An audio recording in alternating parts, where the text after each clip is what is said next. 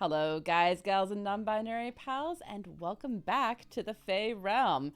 We all here in the club that was a industrial building at one point, but is now turned into a rave club. But I'm going to pass it over to Sam. And I'm going to pass it over to Ray. Abe, I think you suggested that you wanted to do the point of view recap for this episode. So tell us what's going on. Okay, so what's going on is this takes place a couple days after said mission where Abe's just chilling at the safe house.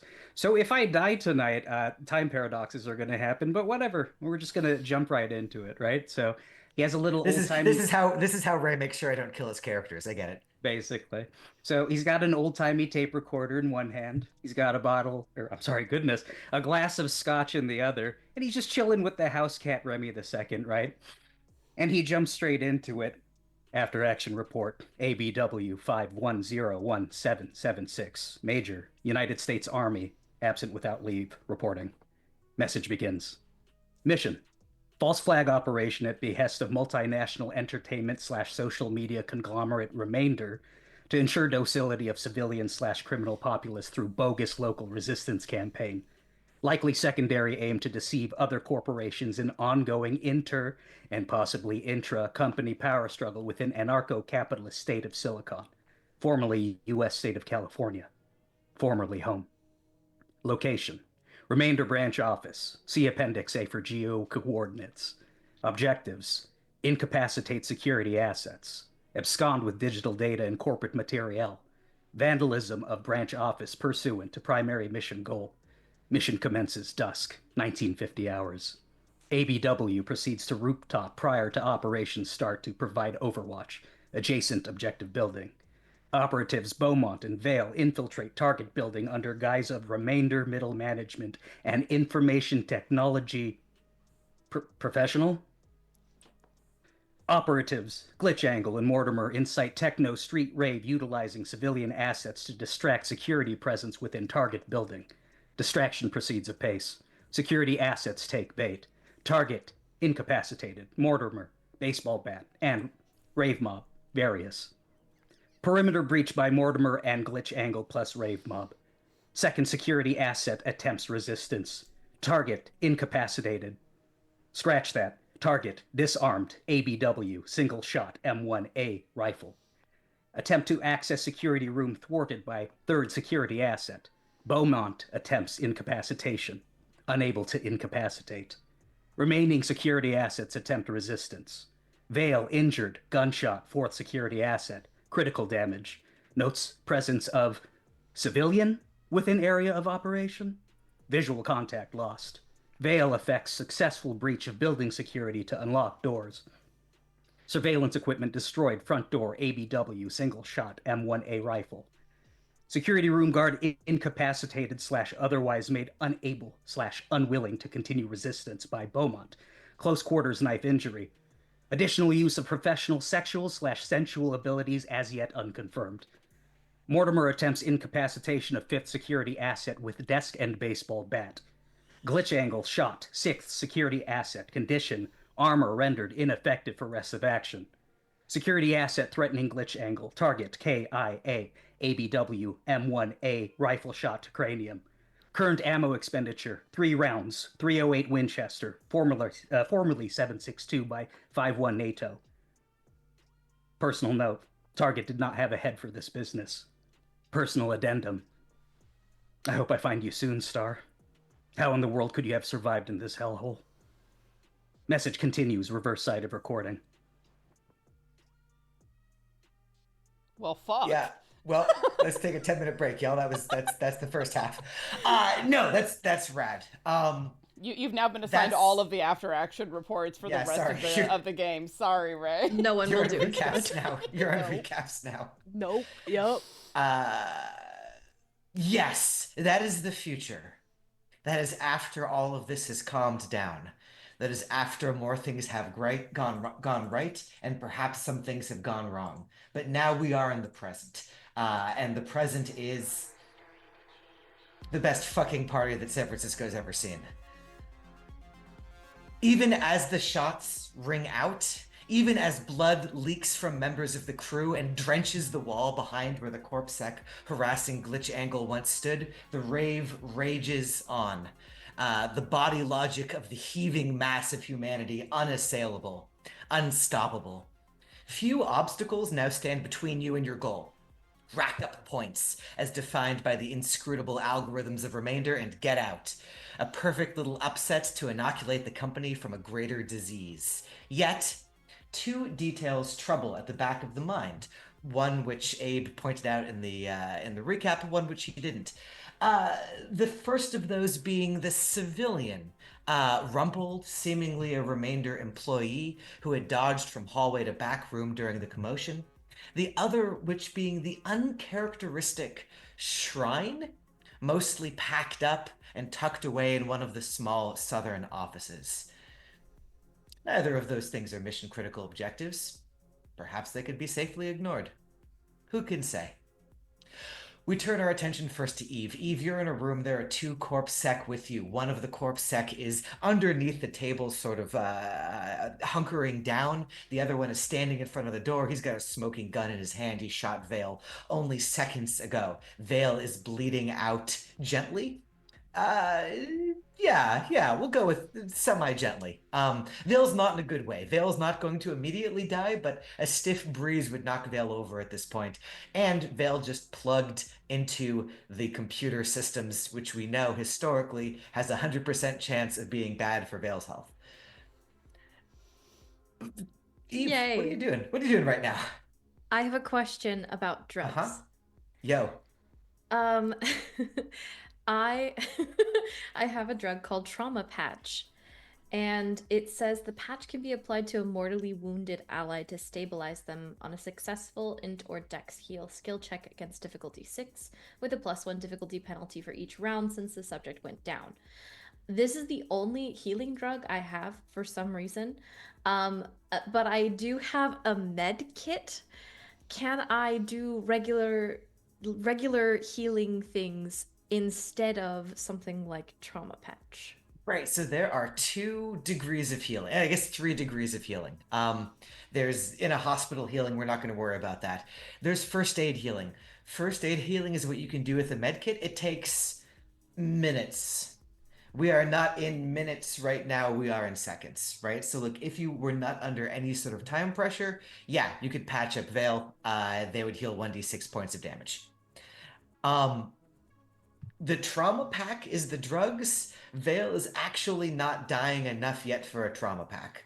That would be like taking a defibrillator to someone who's standing up, basically. Copy that. So kind of up to you. I am willing to. We have engaged before a flashback rule, which is spending a semi-randomized amount of system strain to have purchased other drugs. If either Vale or Eve want to engage a flashback and spend system strain, they can get them some drugs. I think it's a D6 of system strain that I would say to have the right drug for the occasion. I will do that. Okay. You roll a D6 Okay. for me. Yeah. Oh, where did my tab go? There it goes.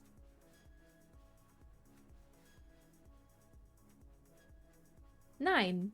That's more than a D6. Oh, 1d6. 1d6. Oh, yeah. So this is just like a small amount of system strain, Yep. representing seeing the future. What? I know what numbers are. 6. Cool. Okay. Take us back. Flash me back. Did you see this coming? Did you see specifically Vale getting shot coming? Like, what's the scene that's making you pack up different drugs than you would have normally packed up for this? This is a post an appointment with a patient who has been shot, and kind of Eve is standing at the sink washing their hands, donning gloves, putting away the biohazard blood, and thinking through their upcoming mission, and thinking about how much how much firefight there was last time we were all together, and I should really bring something else. Something in the middle. Hopefully no one goes down. And I'm not sure what to take because pretty much everything that I can see that is about healing hit points is healing people when they're down, not necessarily when they just need a little bit of a buff. The one that matters, I think, is the one that matters is Lurch. Ah. I believe. Let me look through these. Yeah. Oh, okay. Works on conscious and stabilized targets. So this will great. zam some hit points back into them. Then I will grab a Lurch. Okay. Lurch, one dose of Lurch costs 25 Z's. Okay, noted. And you can have stocked up on any amount of it that you want to. Okay. The way that Lurch works basically is it's an emergency stimulant. You can give any person one pretty safely. They'll gain some system strain. The more Lurch you try to slam into a person, the harder it gets to apply it because their body develops a resistance. So one Lurch is fine. Okay. Zooming back yeah. Oh, go ahead. Oh, with a heal check, right? So like yeah. you've got this patch of Lurch. Give me a heal skill roll to get that onto Vale's body. Sure. Where is? Oh, you don't even need to roll a host. As I'm reading through this again, you do not need to roll a skill roll. Roll it anyway, just for the scene. But this will work one way or the other. That's 2d6, and then my heal skill is 1. And we'll say wisdom or intelligence, whichever you prefer for the other half of that. Okay, let's do wisdom. 6. Cool.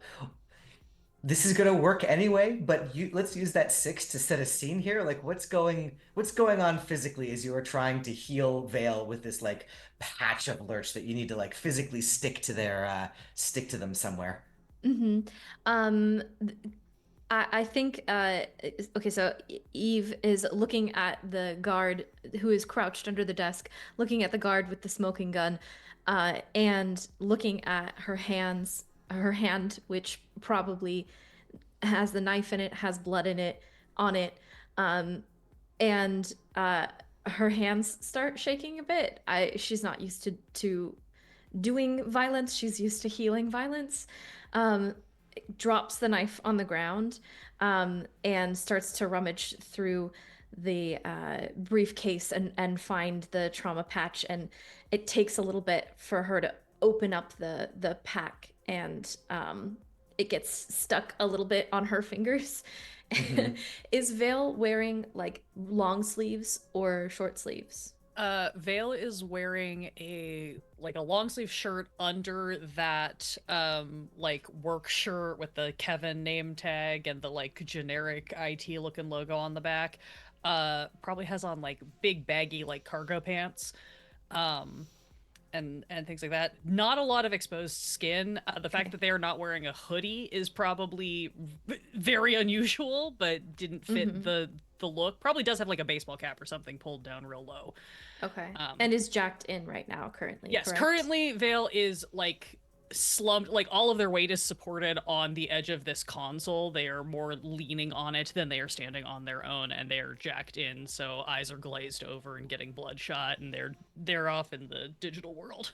Okay, so so Eve will open up the pack and slap the pack on to Vale's neck and kind of rub it to get blood flow to the area. Yeah. And you know that this is a useful expedient. It's not real like medicine. It's an adrenaline shot. It's going to be unpleasant feeling for Vale, but it's just to like get a patient alive long enough to get to an actual hospital to experience actual healing as you slam this thing on. To do one more thing. Can I just grab Vale's arm, pull up the sleeve, and right don't die on their arm. Yeah, yeah, absolutely. Roll a d10, add your heal skill. That's how many hit points Vale's going to get back. Okay.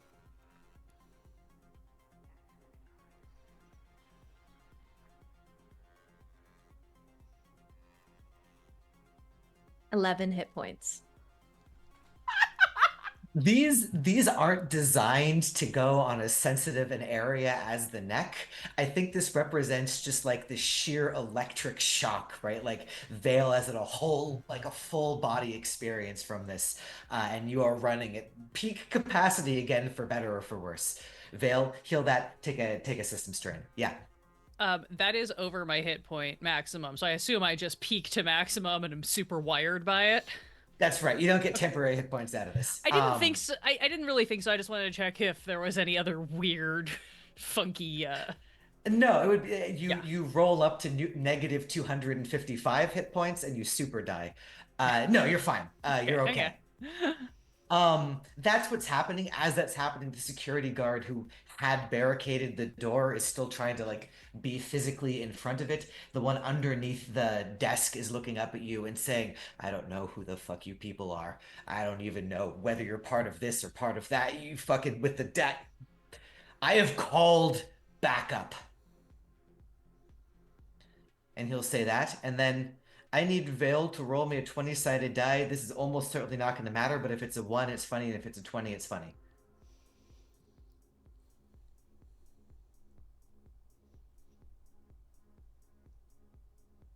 What are the odds? 2 and 20. Reeves beep boops around the floor and does not hit anyone. Great.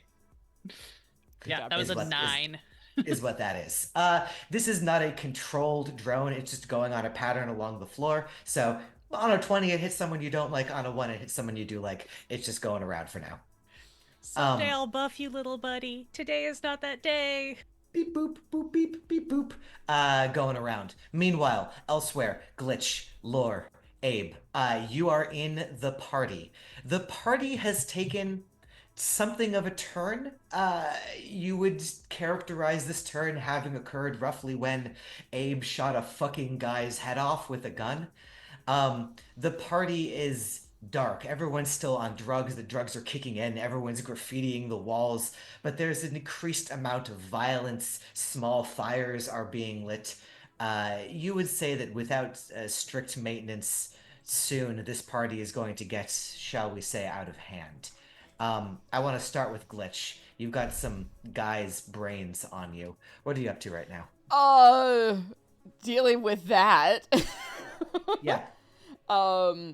I don't think Glitch has ever been that close to someone dying, especially not quite so explosively. So there's definitely that moment of, oh, so that's what that's like. 0 out of 10. Do not recommend. Do you actually like say that to the chat, or is that just in your head? No, I think she does say that out loud because like she didn't know quickly enough to close her eyes, so the live stream saw that. Yeah.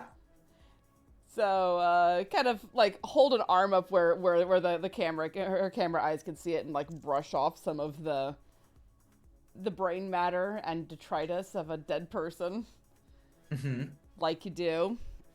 How is there a way that I am able to communicate with my followers effectively? Am I able to like are they watching the stream at the moment?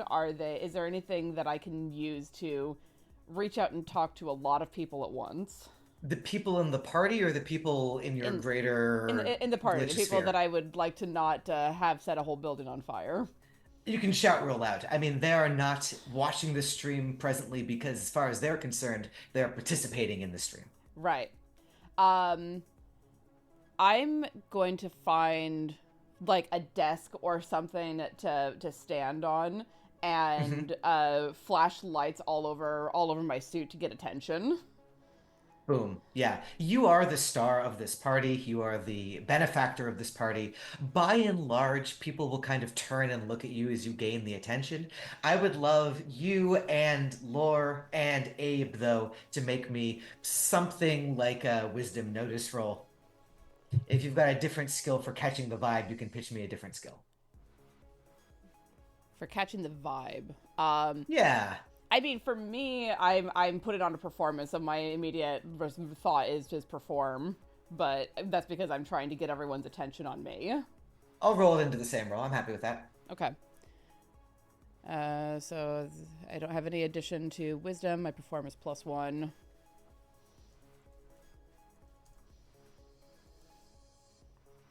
So that's 6. 6. Oh, no, excuse me. Okay. Yeah, that's 6. Lore 7. and Abe. 11 for the old man. Great. You, Abe, you are monitoring the situation closely. You can see that most of the people do indeed turn to GlitchAngle. There is a small faction kind of off to the side. I want to say 3 dudes. We'll put 3 dudes over here who are paying no attention to GlitchAngle whatsoever. They seem to be like passing amongst them small improvised like Molotov cocktails. Like you see the flames beginning to lick over there, and they don't seem to have anything to do with what Glitch is trying to do right now. Glitch, finish doing what you're doing, then we'll switch to Laura and Abe. Hey everyone, we're having a great time here today, and I'm also projecting onto the stream. We don't want this to get shut down too quickly, so let's keep the fires and the punching to a minimum, shall we? And trying to like project out the sense of we're here to have fun. We are not here to kill people, despite what just happened. Yeah. This is an interesting pitch, right? This is a drugged up party inside someone's office building, and you're like, but be chill, everyone. Not necessarily be chill, just don't set anything on fire. Like run havoc, have fun, but don't like burn the building down, basically. Okay. How are you making this seem like you're not a spoilsport, is I guess my question. I mean, I don't know if all y'all have ever been inside of a burning building, but it is not fun. It ends the party really quickly. Yeah, okay, fair enough. Do give me a new perform check on that, actually, because this is going to be Can do. charisma and performance. It's going to be charisma and performance. That is much better for me.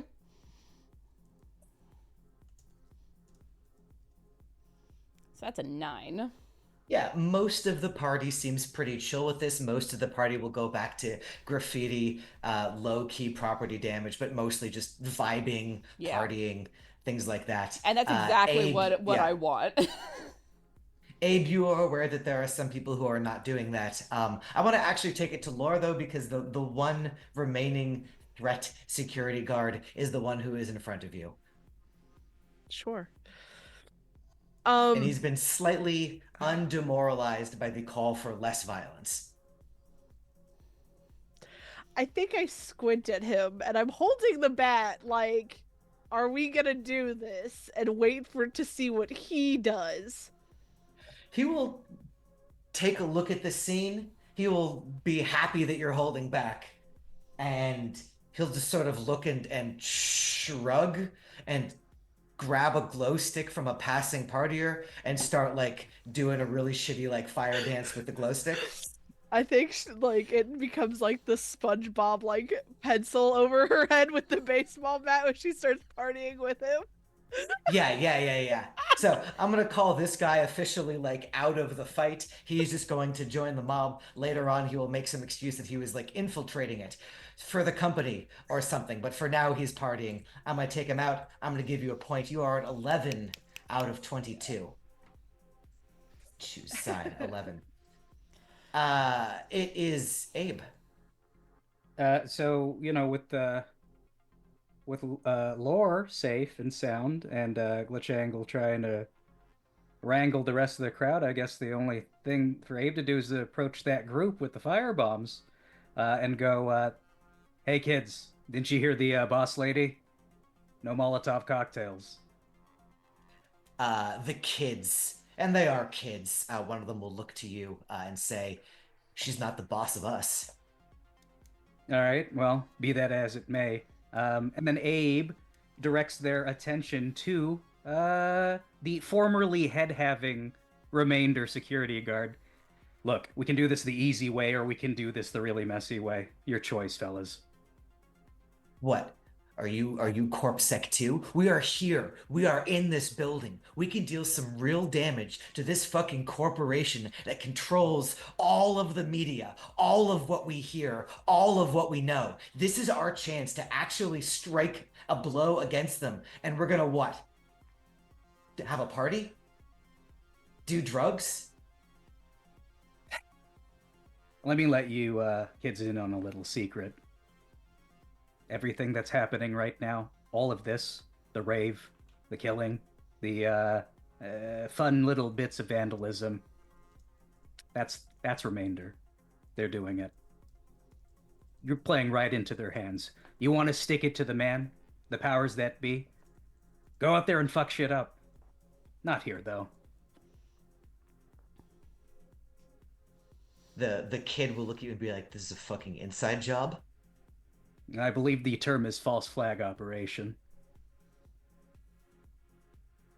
The three of them will look at each other and look at you and just like look at you with absolute disdain on their face. Like this fucking guy. Um, one of them will say, "You know, I was a fan of you. I watched the last stream. I thought you were gonna stand for something."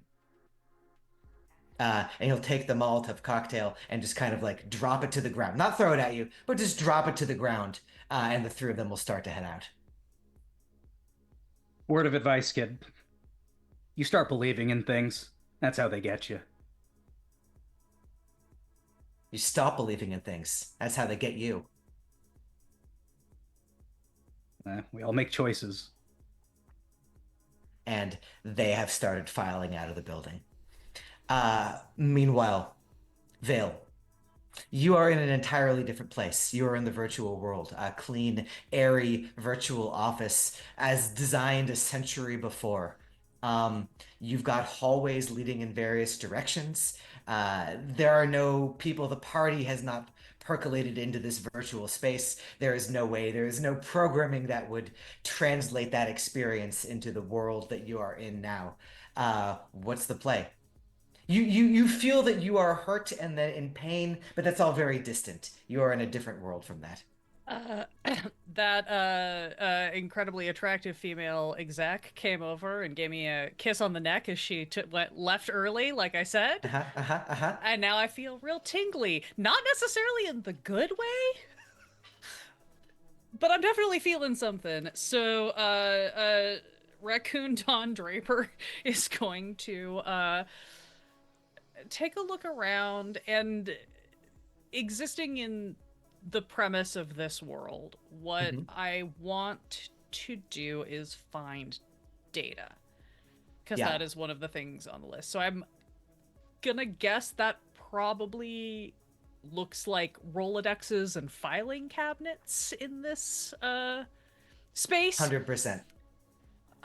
So I am going to, I think, just go to the nearest like filing cabinet, and equivalently the way this looks in this world is I just start pulling open drawers and like rifling through files with my like cigarette between my fingers as I do it, which is of course my USB onto which I am downloading all of this information as I go through all of these drawers.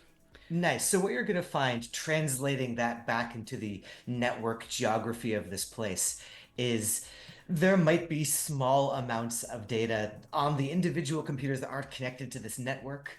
From where you are now, from the virtual space that you are in, you can access the data from the cameras, but the main filing cabinet, the backlogs of this space, are going to be over in the server over here. You know from your map that there is a barrier between here and there. What that barrier turns out to be in actuality is just, in this virtual world, is an elevator that says out of order on it. Okay. Within the bounds of however this makes sense, I think I want to take one of my USBs and plug it into whatever node is this filing cabinet that's in the room that I'm in, and activate, some equivalent of like a download or something. Whatever is going to trigger this as the required data file download that we have on our scale of need. Sure. You're pretty sure you can get one from this room, and then any further that you would need to be in this server over here. Actually, no, I lied. I'm not going to burn CPU on this room unless there's something particular. Like if there's like personnel files or something really interesting. But if it's just like cameras and general maintenance, Yeah. Never mind. I'm not going to waste on that. So, I'm going to saunter over to the out of order elevator and in proper raccoon fashion, I am going to shuck off my coat, crack my neck a little bit, and I am going to try to essentially open the doors, pry open the doors, whatever, and clamber up on top of the car and start climbing through the elevator shaft to bypass the security firewall and get to the main server. Programmatically, what you want is the subject and verb combo unlock barrier. I think you've got the ability to make things into unlock barrier if you need to. I definitely have unlock already. I would have to do an on-the-fly conversion to get barrier. Which honestly sounds like what you're doing in terms of how you're getting around this too. Like you did not have a way to fix this elevator, so you are creating a way to get around this elevator. Yeah. So I think that's, and I think I can just arbitrarily do that once per day. Yeah. So I think that's what's gonna happen here is I'm gonna fuck off with cameras and I'm gonna replace it with barrier. Cool. Yeah. Honestly, from where Eve is sitting, Eve can see the cameras, like the readouts are happening into that security room. So you off cameras, you on barrier. Give me a intelligence programming roll to get to make that happen.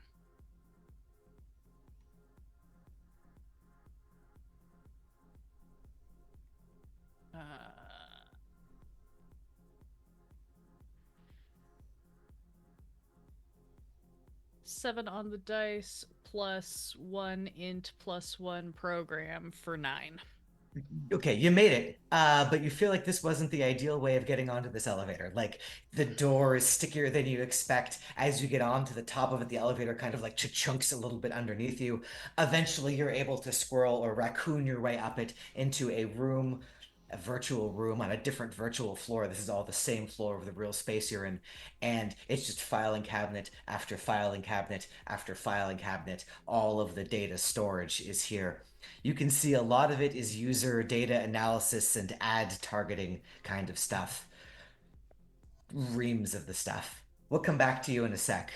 I want to roll it back around to Eve. Yeah, I have 2 security guards in here and they don't like me and it's not great. And my companion is incapacitated, so I'm gonna take out my pager and I'm gonna type on my pager SOS trapped in the what would we call this room? Security center? Yeah, it's like a security office. Yeah, trapped in the security office with 2 guards. Veil is plugged in. That's a lot of words, but So somewhere in the early part of that, I think the security guard who's blocking the door will kind of stride up to you angrily and be like, "Hey, what are you doing? What is that?" I am sending a message to the front desk. We need security back here. Security is on the way. We've called in a corpse SWAT team. We're gonna put this party to bed. Just hold tight for like 5 seconds and stop stabbing people. Don't you think that Kirsten should know about this? No, I do not. Because I absolutely do not think Kirsten should know about this. I think she should, because you shot one of her employees. I think that the inquiry will show that the mob shot one of Remainder's employees, and he'll look at you real meaningfully with the gun that's in his hand.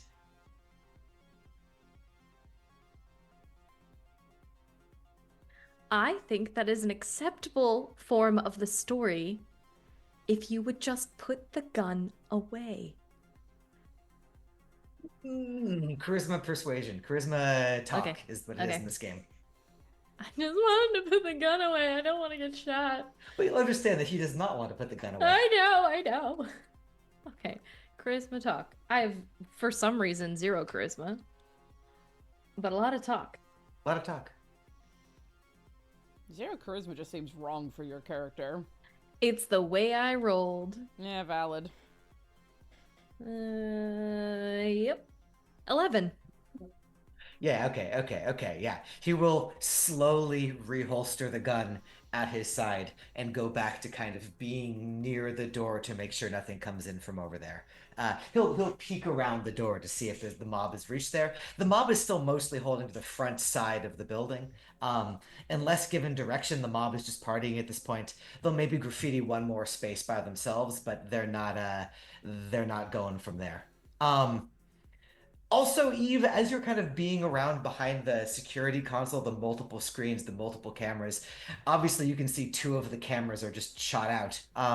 But the other cameras you still have a feed from. Can you give me a quick notice roll as all of these other things are happening? Absolutely. And that's just my notice skill, right? Yeah. Okay. And wisdom, sorry. Oh, okay. So I get a +1. I guess I can notice things. 2, Perhaps. maybe 9. This day, yes. As you are glancing at the screens, on top of all of the other things you are stressed about, let me give you one more thing to be stressed about, which is this. The camera down here, you glance in, this camera, it's hard to see anything from. This looks like it's kind of a storage room, just piles of junk, whatever. A glow has come on in that room. You're pretty sure the glow is from some kind of computer device that's out of camera. Just the very edge of the camera, you can see that the civilian has plugged in, you think maybe to the camera itself. You can see the cord going out of the back of her neck. She's in that same virtual space that Vale is in. Okay. Can I do anything else in this turn? Nope. Okay. Just wanted to give you some stress about that. Thank Meanwhile, you for stressing me out. elsewhere, the hooligans, the revolutionaries, what have you, have left the building. Glitch, you can see that one more area has been graffitied naturally. Up here, the kitchen area, people have made it into and just thoroughly been trashing, eating, doing what they will there. So I'm going to give 3 more points off of that. But the party seems stalled out in the front half of the building. You are also, there was that,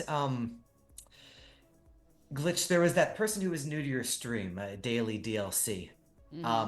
That user is also being like, wow, this party is really good. This is a really great party. I hope it wraps up soon.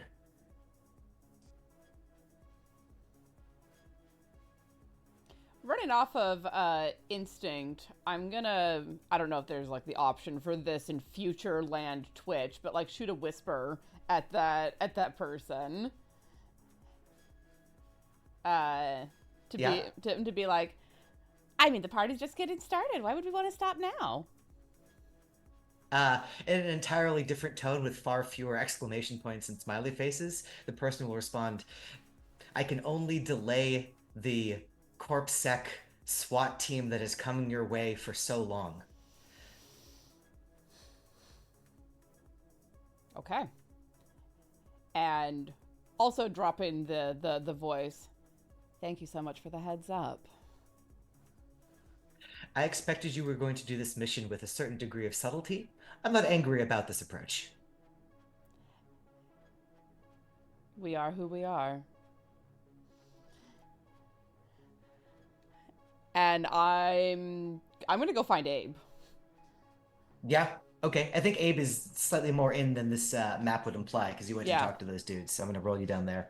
Yeah, you can sort of push your way through the party, again, lit by like glow sticks and lit e-cigarettes. and various other things like that. You push your way, you swim your way through the mass of humanity I danced to my where way Abe. through. I know how to move in There we in go. a There we party go. crowd. That's right. That's And- right. You and- party your way through the party. Yeah, and I don't want anyone on the stream to get wind of what's going on. So when I get to Abe, I'm gonna hit a button that will briefly glitch out my voice, so it doesn't properly go to stream, and say into Abe's ear, "We've got a SWAT team coming." Well, that's no good. How's about I go find the others? Good call. All right. I suppose best as you can do. We got to rack up points. Maybe we can move this party further into the building. Also, that should protect them from the incoming SWAT team for as long as possible. For a few minutes at least. At least. And Glitch kind of winces and presses where she was shot, and like rolls it off. You good, Oh. boss lady? Never better. Sorry for the show. No, it was. We'll talk about it later. It's fine. Later. All right. Rad. So, Glitch, I think your turn was having this series of communications and coming down. You can Yeah. move your token to where Abe is at. Abe, where are you going with that information? Yeah, no, he's gonna book it to the as close to the security room as possible. I imagine that you have less experience dancing, or at least recent experience dancing through raves. I'm curious how you're making your way through this crowd, this sweaty crowd of physical, flesh of people. Well, again, as Vale had pointed out last session, Abe used to be a little bit of a cool guy before the fascist indoctrination. Uh-huh. So, as best as he can, whilst the, copyright-friendly alteration of Sandstorm is playing in the background, you guys remember the Batusi? Right? Little Adam West action over here? Yeah? Oh, over the eyes? Yes, I, also a cool person, remember that. So he does that, trying to be as inconspicuously conspicuous as possible. Or is it conspicuously inconspicuous? Regardless, he tries to boogie on over to where the two are currently holed up. Because I'm assuming Eve's text page was a general. The first part of it came through, yeah. Okay, very good. It's a long distance to cover through a party. I'm gonna ask you to make me a boogie check. You can tell me what skill that is. Certainly, all else being equal, exert could work. But feel free to pitch me something else. I know that you have 3 skills on your character sheet, and I'm not gonna let you use shoot for this. Oh, well, just shoot in and out. I mean, as much as I want to try and stretch it and say survive, I'm comfortable rolling for exert. So Okay, we can call it dexterity exert as you sort of weave in and out of the crowd. So it'll be +0. It'll balance out because you don't have the skill. I mean, that's a 5 on the dice. It's a 5 on the dice. That's not great. I think you have an ability that lets you re-roll once per session. If you want to use that, I don't think it's just shooting re-rolls. I think you can use it on other things as well. Oh, okay. I mean, unless I'm wrong, unless it is just an attack roll. It says explicitly attack roll. Yeah. You boogie like 2/3 of the way there. You can make your way like around the corner from that door. You are not in the door yet. Okay. That's just as well. It does give you a good view of something which other people have seen. I don't think you saw yet, which is that one weird room that doesn't really match the other ones. None of the offices have doors, so you can see into all of them. They all have just a small console, an old computer monitor, a VR headset, some piles of junk. That one room that has the extra things in it, the shrine, the flowers that have wilted slightly, the photographs all pushed to the side. So you're kind of abreast with that, let's say. Okay. Move your token, Laura. You see the old man going past. What are you up to right now? I think she felt the buzz of the pager, probably checked it and went, "Oh, fuck." and is gonna start heading that way as well. She's been kind of dancing through the crowd already. But if she gets to the shrine thing, it's gonna pique her interest, I think, because she's gonna be like, "That's weird." Yeah, She'll you want to give me... Sorry, no, go for it. she'll want to check that out if she sees it. Yeah, I think you'll at least have the time to get to where Abe's at, right? Abe failed the Sure. skill roll and still got there. If you roll a exert strength, exert constitution, I don't know. What do you want to call this to get through the crowd? We're gonna do exert strength because that gives me a +2. So as Abe is grooving, you are literally like shoving your way through the crowd, like pushing Elbows. people out of the way. Yeah, yeah, yeah. Like metal elbowing people out of the way. Yes. Oh, I'm using the wrong keyboard. Oh god, I've messed everything up. This is where you say, on the wrong keyboard, I rolled a 14, Sam. If only, but I was messing up my character sheet, so... Ooh. 2d6. Oh, fuck. 5.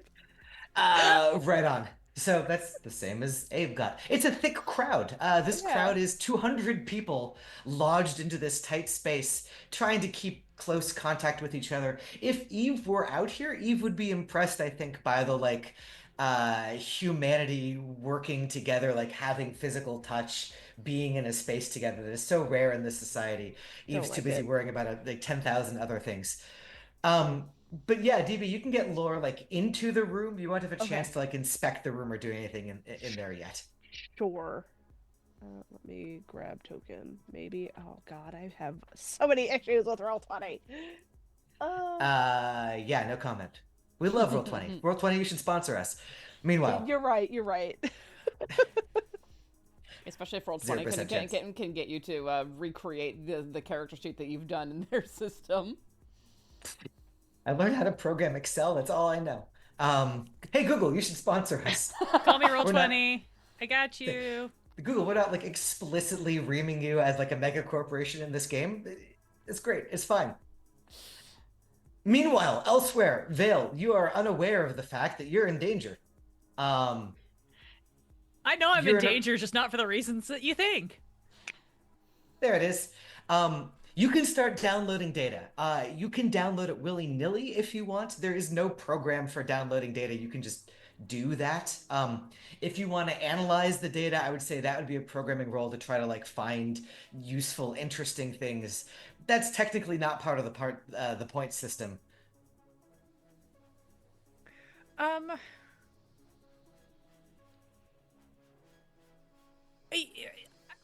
think Vale is fine with just downloading as much data as possible. Like literally gonna plug in as many USBs as I can port in.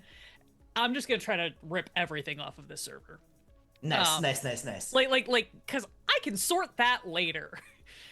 But I think I will, if you'll allow, still roll for like, as I'm scanning through all just like whatever numbers it, again, the equivalent of I'm like rifling my fingers through all of these like file folders in all of these like big cabinets. I would love to roll like what would it be? Like either an intelligence administer or an intelligence program to see if I spot anything that looks like it would be particularly valuable outside of just the parameters of steal data because it fucks this office over for the mission. Yeah. Give me the administer roll. I like that being a skill that comes up sometimes. That was not a great roll. My intelligence is a +1, my administer is +1, so that's a 6. So yeah, I mean, so if you are extremely paranoid and conspiratorially minded, there's something weird going on here. But if you're not, everything's normal. So I will tell you the outlines of something weird, and you can choose whether you want to devote more time and resources to figuring it out later, which is just this. Obviously, the user data analysis and ad targeting files here are this is for targeting ads specifically to people. You buy a VR crown, you put it on, you get to buy other products that are being made by Remainder or that have a sponsorship deal with Remainder. They are obviously tracking your location if you are buying their products. Everyone knows that. If you have you wouldn't go anywhere secretive with your VR headset with you, you'd be seen.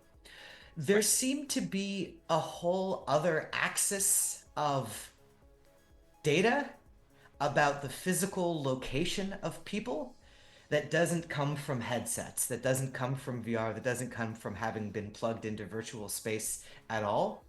It's less fine, it's less specific than this city block, this apartment, this floor of this building. But for a whole swath of people, looks like mostly corporate people, like not the unwashed masses, but fairly well-to-do people as you're going, fingering through the filing cabinet. Like time of day for what part of Silcent or Sil East they're in, on a day-by-day scale, and on a entire city-wide or region-wide scale. And you don't really have any sense of where they're getting that data from. Yeah, I don't like that. As you're contemplating that, you're downloading the data, Yeah, right? yeah. Download's just going.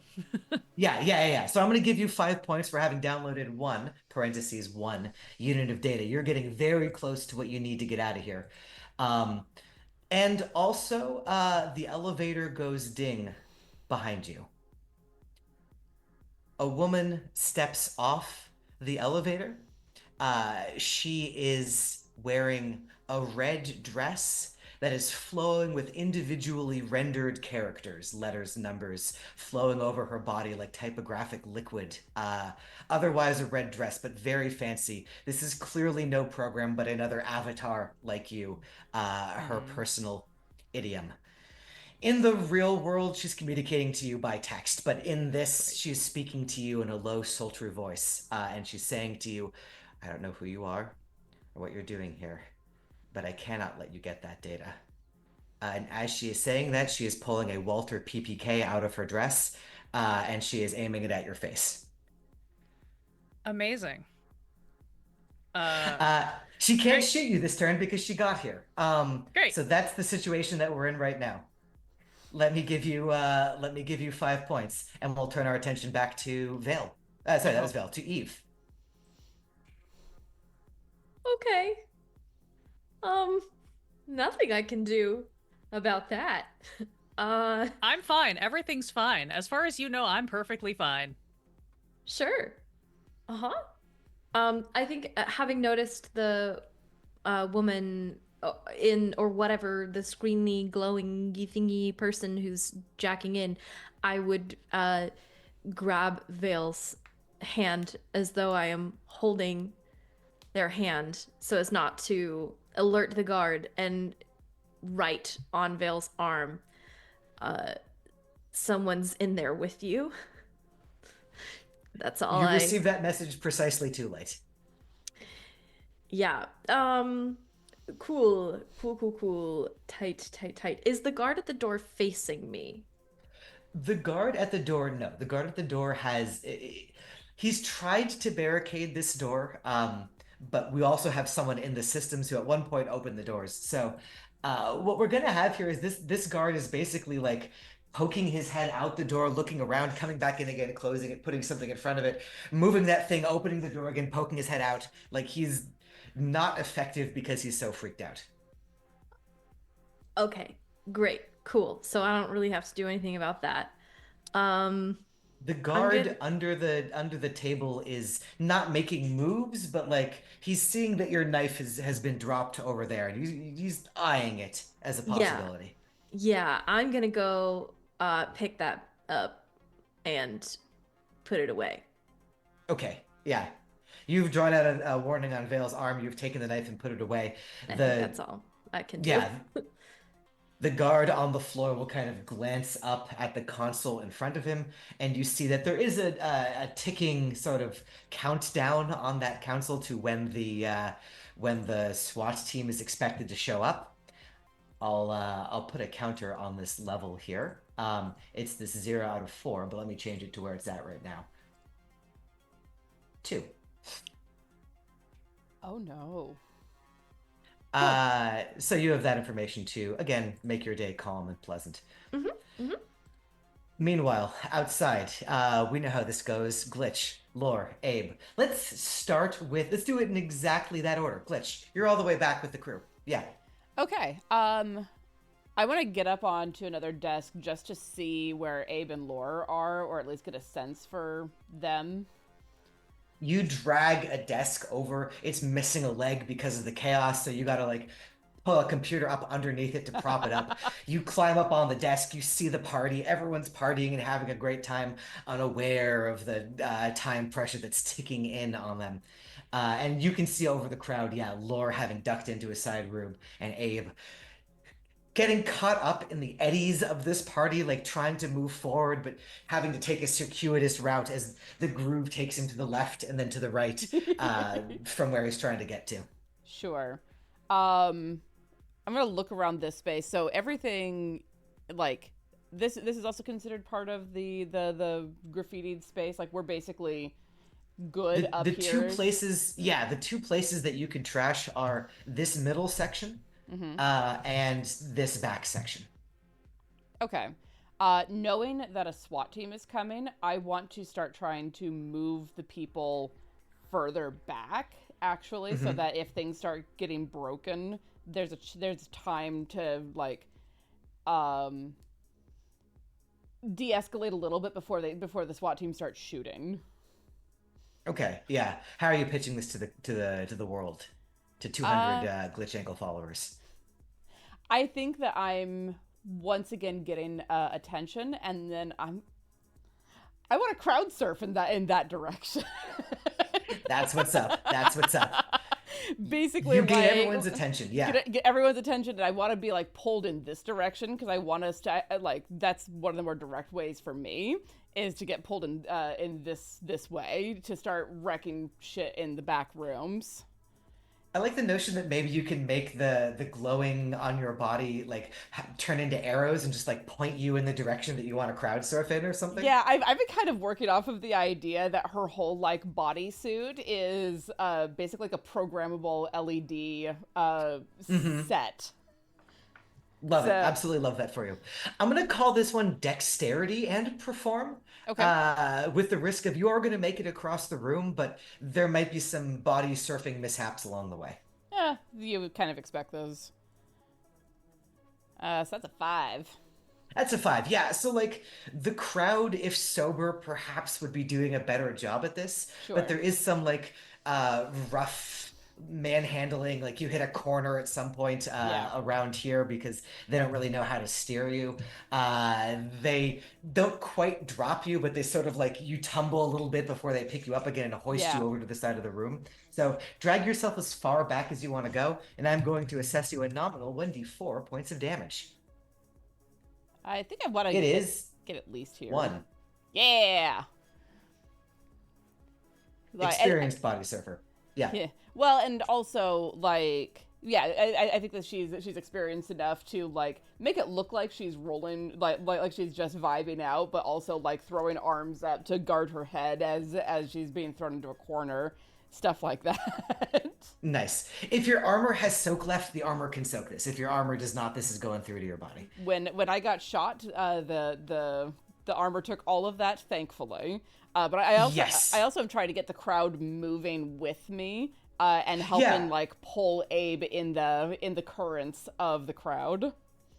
You succeeded that. As you surf by, you can see Abe struggling. You redirect the crowd to be pushing Abe in the same direction as you, so Abe can now move freely throughout the building. Glitch, you're hurting. I mean, you're bleeding. You're aware of that blood coming out of you now. You feel like you're gonna have like bruised ribs tomorrow morning as well. Like this is rough, but you have made it to the back of the building, and the crowd will now be probably trashing those back rooms as we start going forward. Yeah, and I want to direct them like through the T intersection. That is not the tool that I want. Up and down through like this this section. Yeah, the crowd will hit a barricaded door here, and will just naturally turn and flow up. It's clearly not locked. They bump against the door. It opens an inch and then closes again. So it's get passable, but the crowd is not so well directed that they're going to put effort into that. So they will move north. They will Sure. trash north. Hell You yeah. will see that with your cyber eyes. That will probably be enough to count as graffitiing the place when they finished it. Yeah. But whatever's going on in that room to the south is currently unexplored. Abe, Yeah. you can move freely throughout the building. Where are you moving to? I will indicate to Oh, Abe yeah. that door appears to be barricaded but not locked. If he's interested in that. Oh, very cheeky. Okay. Oh, well, wait, real quick, before we do this, Eve, roll a d20 for no Uh-oh. reason. It's one reason, it's Oh. Reeves. Oh, Reeves. Oh, okay. Okay. He's still booping around there. Every turn we're gonna do this. Hell yeah. 20. Beep, boop. Beep boop. Get him, Stabby. All right, this is between Eve and Abe, right? Like whoever would be funniest or most advantageous for this robot to stab right now. You tell me who he's rolling into. Baby. I thought the 20 was hitting someone that was hostile to us. Yeah. I mean, sorry, it's not hitting one of you. The two of you can choose. I don't know, Abe, what your turn is, Eve. But you can decide who you want him to stab for the purposes of setting up if there's something you want to set up later. I mean, I think it would be great if he stabbed the security guard that was at the door Okay. and yeah. distracted him enough so that Abe wasn't directly in his line of sight. Yeah, I like it. Abe, tell me what you're doing first, and we'll roll back around to what's happening to this guard at the same time. okay. I mean, so Abe approaches the security door, and again, knowing that this lot didn't want him to just be Murderbot. Oh God, I can't believe I'm saying this, but I think he's gonna try for a bit of trickery, a bit of shenanigans, if you will. So, with the butt of his rifle, he raps on the security room door and goes, this is Rem SWAT Twitter team. I need to evacuate all civilians and remainder employees.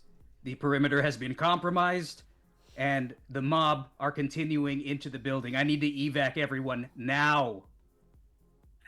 Okay, so here's what you're gonna do. You're gonna roll me a charisma talk check to convince him that you're that thing, but you're gonna do it 3d6 keep highest too, because he is in the process of being stabbed as you are saying that and inclined to open the door anyway.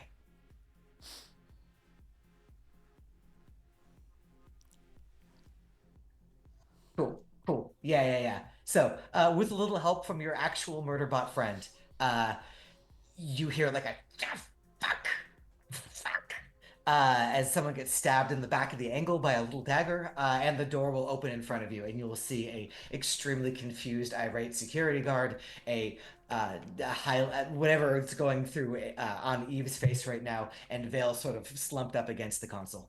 All right. He immediately points his rifle at the security guard and goes, "Look, buddy, I've already killed once today, but I don't mind exceeding my quota if you're going to make this complicated." What? All right. These two, they're with me. I'm with them. We're all with each other. Just let them go. Nobody has to get hurt. You will see layers of dawning realization cross his face like waves lapping up against the sand. And then as he tries to navigate this web of treachery that you have put him in, he is going to wind up on exactly the wrong point of that, fixate in on a truth that he thinks is true, raise his fist into the air and say, "Kirsten!"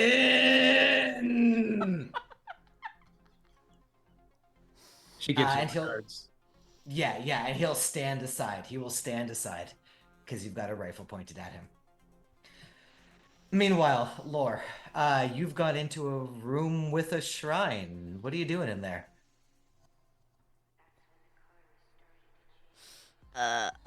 So I am in the room with the shrine.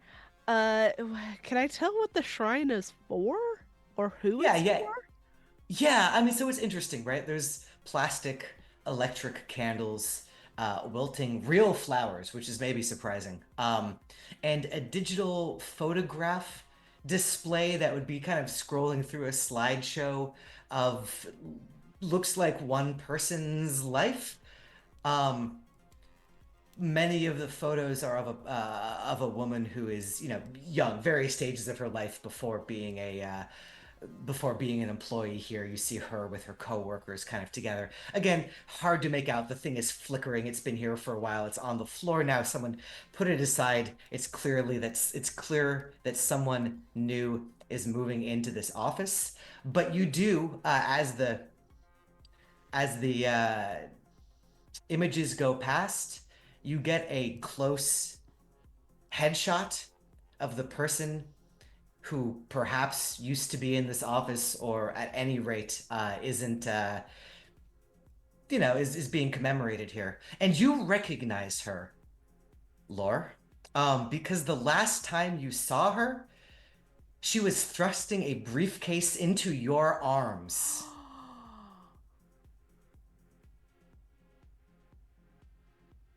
You have been splattered with this precise woman's blood, and now you are in her memorial. So there's that. Oh Vale, there's a woman with a gun pointed at your head. Great. Vale is going to very suavely flip open the cigarette case that is still in their hand, and kind of almost magician style, like flip it open, and there is suddenly a cigarette between their fingers, and they kind of like pop another one up and sort of offer it out, and just like, hey, I feel like we've gotten off on the wrong foot. Maybe we could talk about this a little bit, and I would like to attempt to paralyze Avatar. Yeah. And I'm going to ask before I roll this if I may use our bites. Yes. For the advantage. 100%. I have a +2 and a -1 to this roll. So I have already plugged this in, and hopefully I have the code string working. We're going to pray that this works out. That is a 10. That is the stuff. Okay, so I believe she gets to roll against this, but let me figure out how Paralyze Avatar works real quick. I think I have it pulled up. I will double check. Rad. Paralyze an owner's avatar. Yes, human hackers. Yes. Successful opposed intelligence program check against the target. Okay. Yeah. I was to say, I think it's opposed. Yeah. That makes sense. Mm-hmm.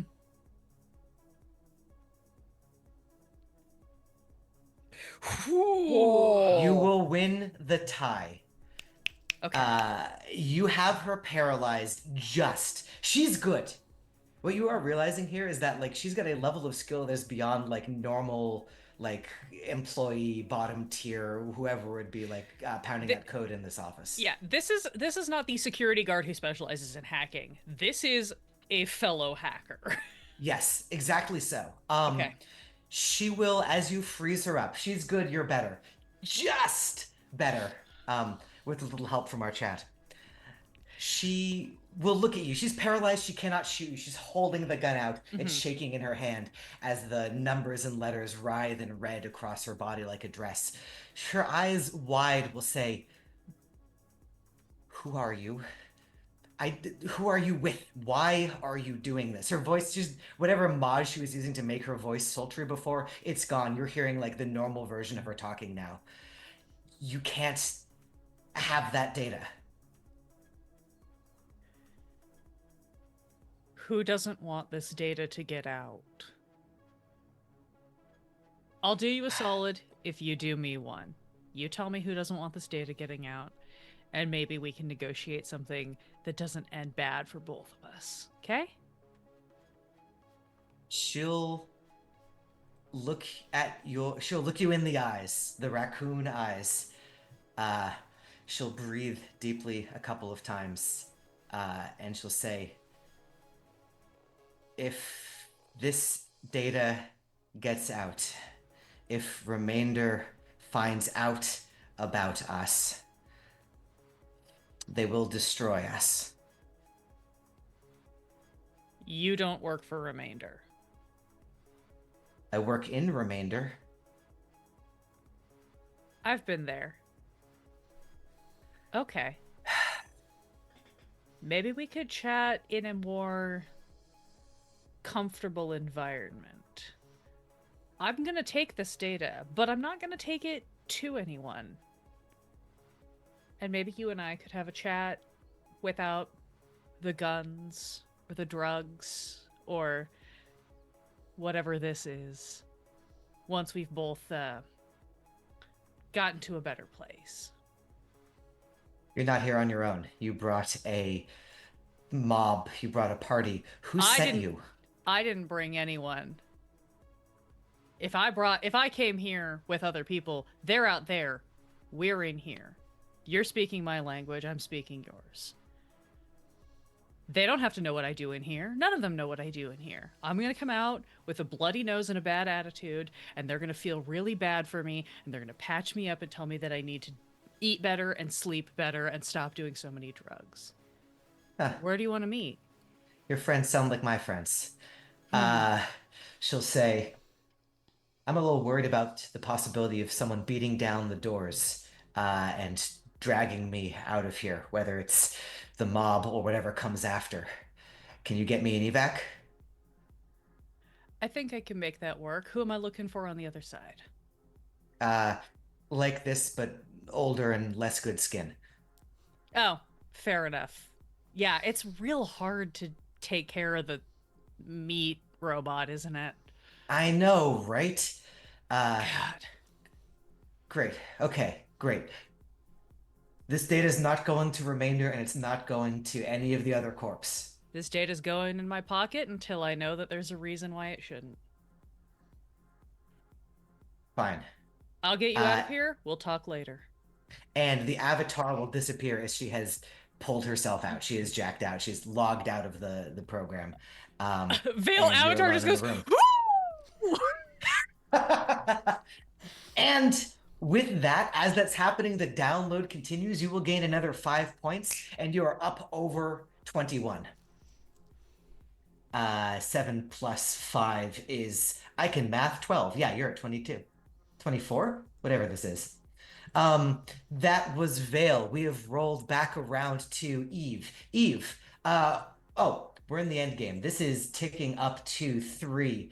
It's not that you can hear the sound of the SWAT team outside, but you can see the counter ticking down on the monitors around you. You can see a sense of smug confidence beginning to creep across the face of the guy who had been hiding under the table. Eve, it's you. What do you want to be up to? I'm gonna look at Abe and I'm gonna say, we have to leave. And I'm gonna just tap on Vale, like, repeatedly. Like, it's time to go, it's time to go, it's time to go. But I'm not leaving until Vale unplugs. Oh, yeah, if you want to unplug as part of that action, Vale. If you're done here, you're done here. If you want to stick around here, you can stick around here. Do I feel like I have the bulk of the data that I'm going to get from this location? You could keep pulling more data from here. You've got 2 data packets.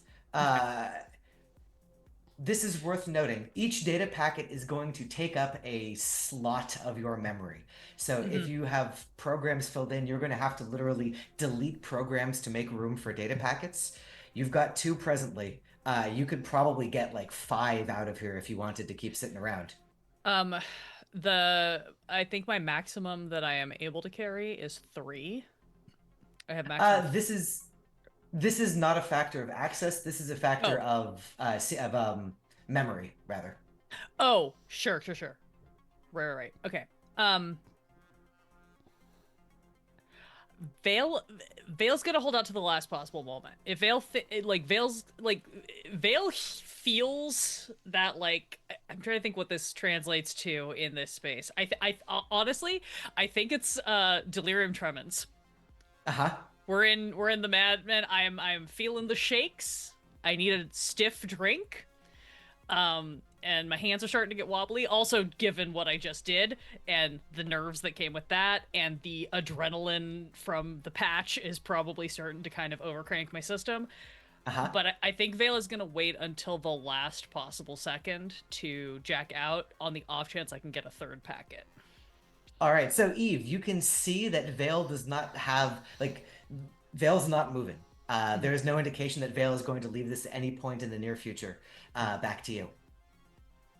Okay, that's super fun. Great. We have to go, but Vale's not pulling out. There is a thing I don't know what it is, but there is something or someone in that room over there, and Eve will point. I think they're in there with them. I don't know what's happening. I don't know if they're hostile, but they seem fine right now, I guess. Apart from the fact they're bleeding out. I have to stay. I have to stay. All right, that's your prerogative, Doc.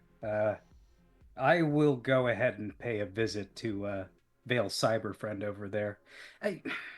GM, as far as like loaning items is concerned, is that something that can be done? Can I Oh, slip Eve my pistol? Absolutely. Yeah. All right, well, Uh, yeah, just treat her all right, Doc. of course.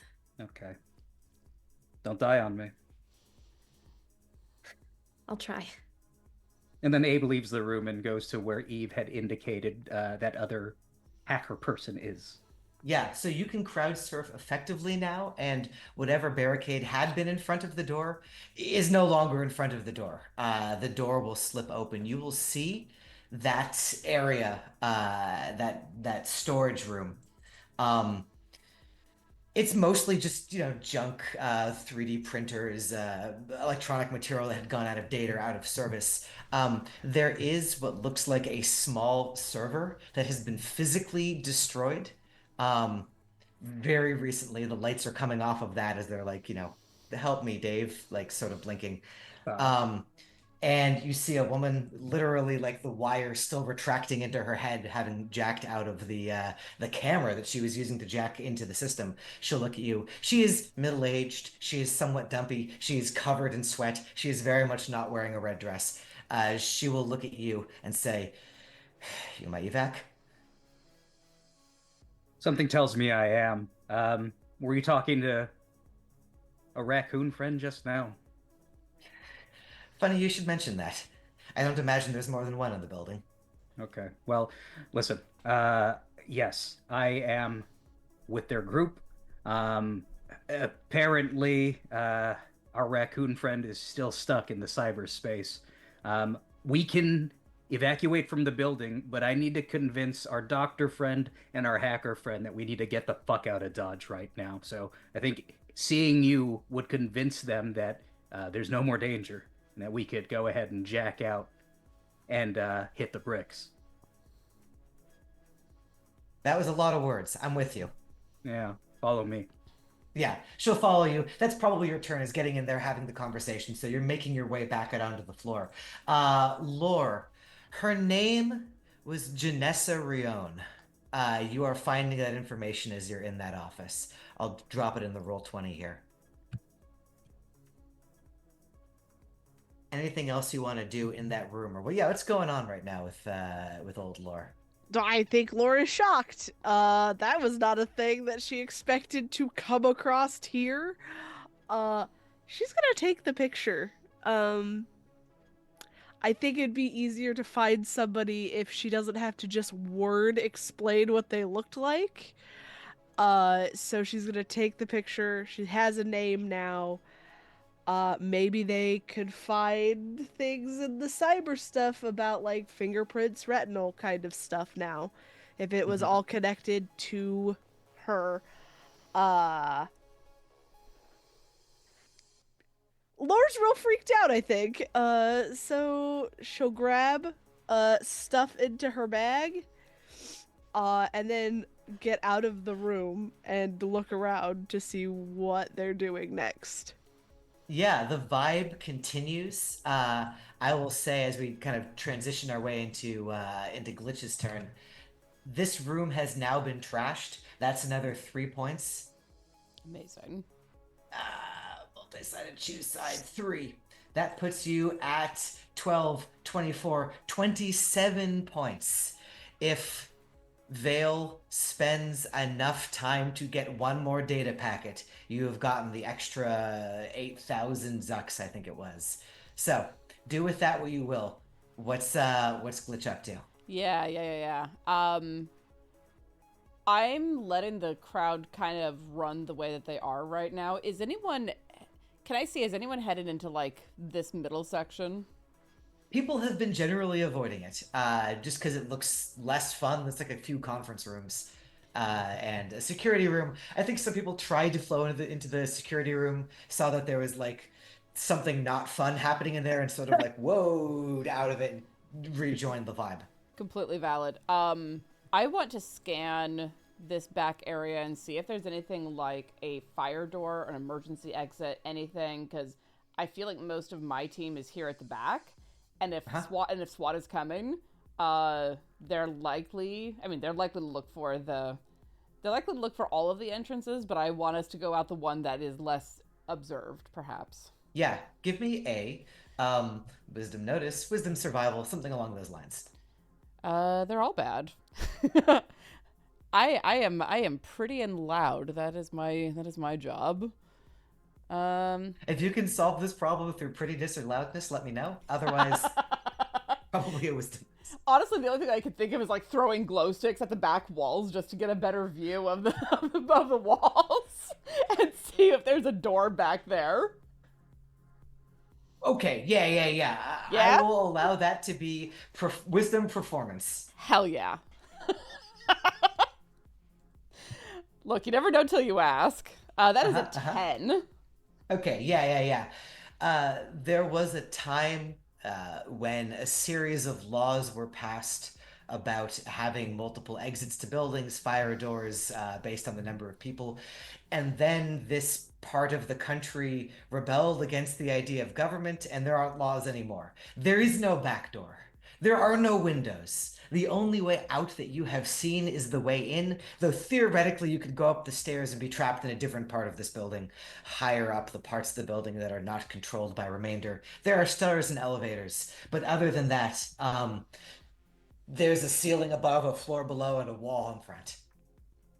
Okay. Knowing that, and knowing that the SWAT team is coming, I'm going to basically hit the LED configuration that is whatever the current version of emergency lights are. You just start becoming like a seizure-inducing strobe of red panic. A little bit, yeah, and project my voice saying, "All right, everyone, the authorities are on their way. Let's maybe not be here when they get here." Yeah. The flow reverses. Yeah. And like a tide going out, everyone starts boogieing to now maybe panicking, running a little bit faster, making their ways towards the exit. It's a slow process. There's a funnel, right? Like you've got to get a whole room of people through one especially narrow door. Yeah. Your people are starting to get out, but you all are in the back of the funnel as the funnel commences. Yeah. And my plan, although I think that'll have to wait until next turn, is to get into this room and just do some of my own graffiti because I have some of my own stuff that I said I brought with me.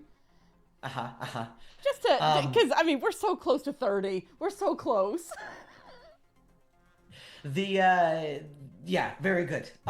You surf back some degree that way, and we will swing it back around to Vale. Absolutely.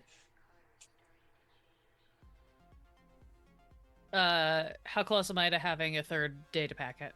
You can do it if you have a third program that you are willing to delete from your collection of programs. Then you can throw a third data packet in there. Yeah, let me... I don't need barrier anymore because I already surpassed that. I don't need door anymore because I already surpassed that. And honestly, I already unlocked everything, so I'm gonna... we're dropping those for now. They've served their purpose. That frees up room for 3. I'm gonna take the 3rd, and as soon as I see the, like, it ticks over to the, like, Ding. 100% completion, Mm-hmm. it is going to be an immediate, like, in the virtual world, it is me grabbing the last bunch of files. In the real world, it is my hand just springs out of nowhere because I probably haven't moved this whole time. Yeah. My hand reaches back, rips the jack out of my head, spins around. Eve, you're still in the room, right? Yeah, Eve is holding a pistol now. Yeah. Just trained at the guard that was at the door.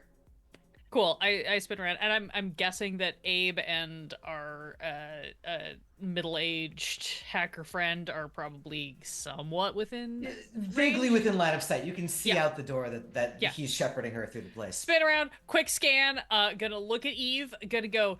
Yeah, we gotta go right now. Point to where Abe is with this other person. Go. She's with us now. I'm gonna reach down. I'm gonna pick up Reeves and slot him into my holster, and I'm gonna start booking it toward the door with that like last bit of adrenaline that I've got. Yeah. So general question. You have achieved 32 points. Is there anything else that anyone wants to do in this building? I am going to tick this up. Like the SWAT team is going to start actively arriving. Yeah. But is there any last actions that people are taking, or are you all just trying to get through the door? I think just GTFO. Okay. Hi. Uh-oh. No, I'm sorry. This is a stupid question, but it's a funny one, so I'm gonna ask it anyway. Is there any possibility that these goddamn idiot security guards have, like, I don't know, a big gulp of Krask Cola sitting by? Yeah, as I leave, I'm just gonna turn, I'm gonna look at Eve, I'm gonna give her the shit-eatingest grin, and I'm gonna turn and I'm gonna, like a cat, bat that across the console. Yes, darling. Excellent. That's all. That's all I want to do. That's probably worth a point or two. Just it doesn't matter anymore. But like you fry their security system. It's in this just room. a fuck you to the whole concept of this whole mission. Inside the console, there's no one to see the virtual world, but the cigarette you were smoking is like sitting inside the filing cabinet. All of the files that are left like erupt into flames as the soda hits the console and just starts frying everything out in here. Lore, Abe, Glitch, any other things you're doing before splitting? No. right. As soon as I see Vale moving past me, I'm moving with them. As you spill out into the streets, it is cold, it is night, the fog is hanging low over the city, over Vanstown. There is always a certain amount of traffic and also traffic in the air, drones zipping around from place to place, delivering missives, delivering small deliverables straight to the apartments of the people who can afford such delivery services. As you're rolling out, you are seeing a different quality of drone out on the street. These are the drones that have guns stapled to them. In advance of the SWAT team. They look like scouts. The SWAT team is not like actively in the street putting the perimeter up yet, but they are coming down the way. You see big vehicles that a team of your present caliber would have no chance of standing up against, beginning to roll in. But you have gotten out just in time to make yourselves scarce. Partially because the party is going to slow down. Like they don't want to just literally run over 200 people. So as the tanks move their way through the streets cluttered with ravers, the party, all of you, can make yourselves scarce. As you do so, yeah, let's take us a 10-minute break. Let's do that. All right, friends, we'll be back in about 10 minutes. Stick around to see the aftermath of this. See you all soon.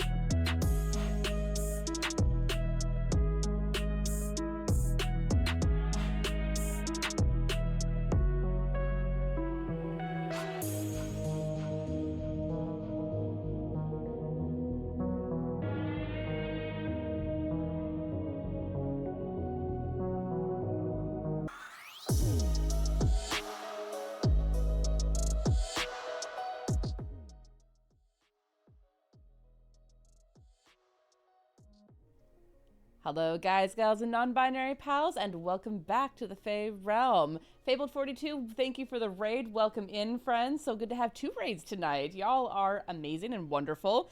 I'm going to pass it over to Sam to quickly fill the newcomers in on what just happened.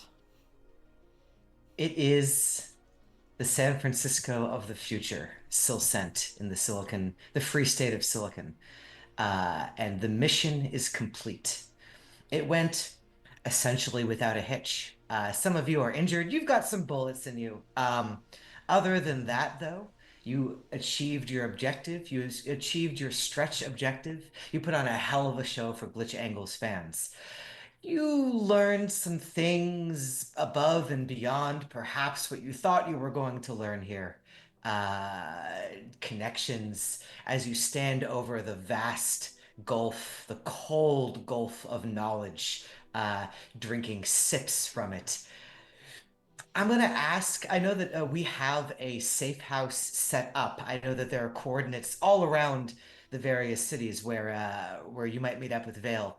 I know that explicitly, Abe, you have the person who you found in whose name you do not yet know in the remainder building in your custody, being evacuated. I assume you have all split up. Tell me if that's not true.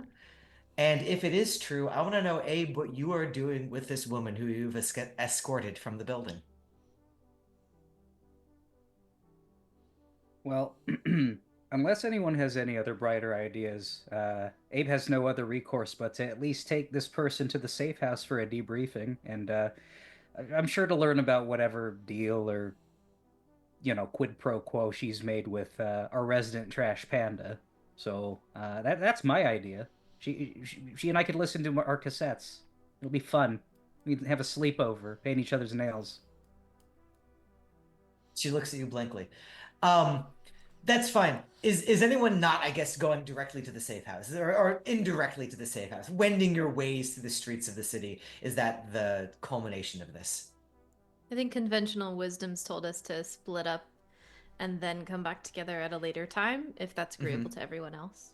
Yeah, I Mm-hmm. think that at least in GlitchAngle's case, she would be aiming to split off, finish her stream in a safe place, let her fans know I'm good, and then turn everything off and not show up to the safe house until the next day.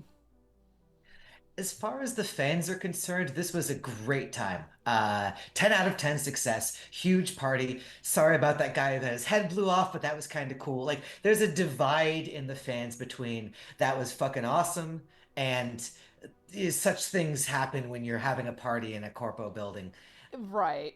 And GlitchAngle does not give away how freaked out she is by that until everything is turned off, powered off, and then she goes and has a panic attack in the corner.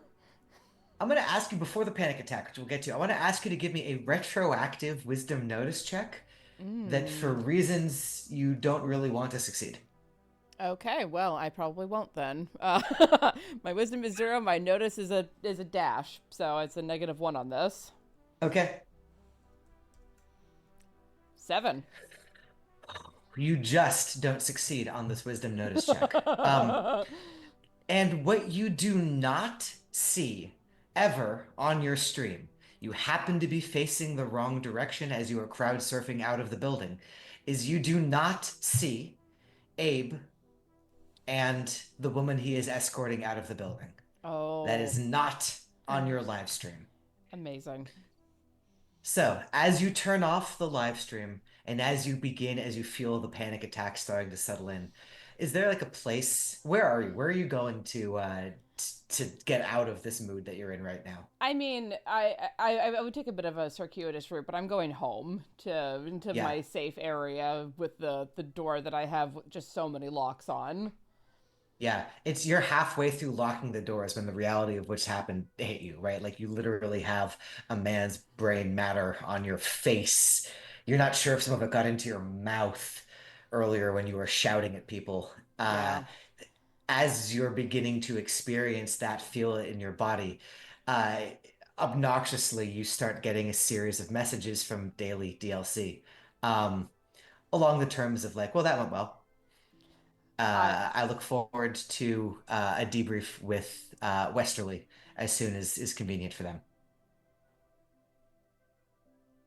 Oh, that gets an eyebrow raised from Glitch as she's like fighting through the panic attack and like her eyes darting in just a million directions. And then we'll reply.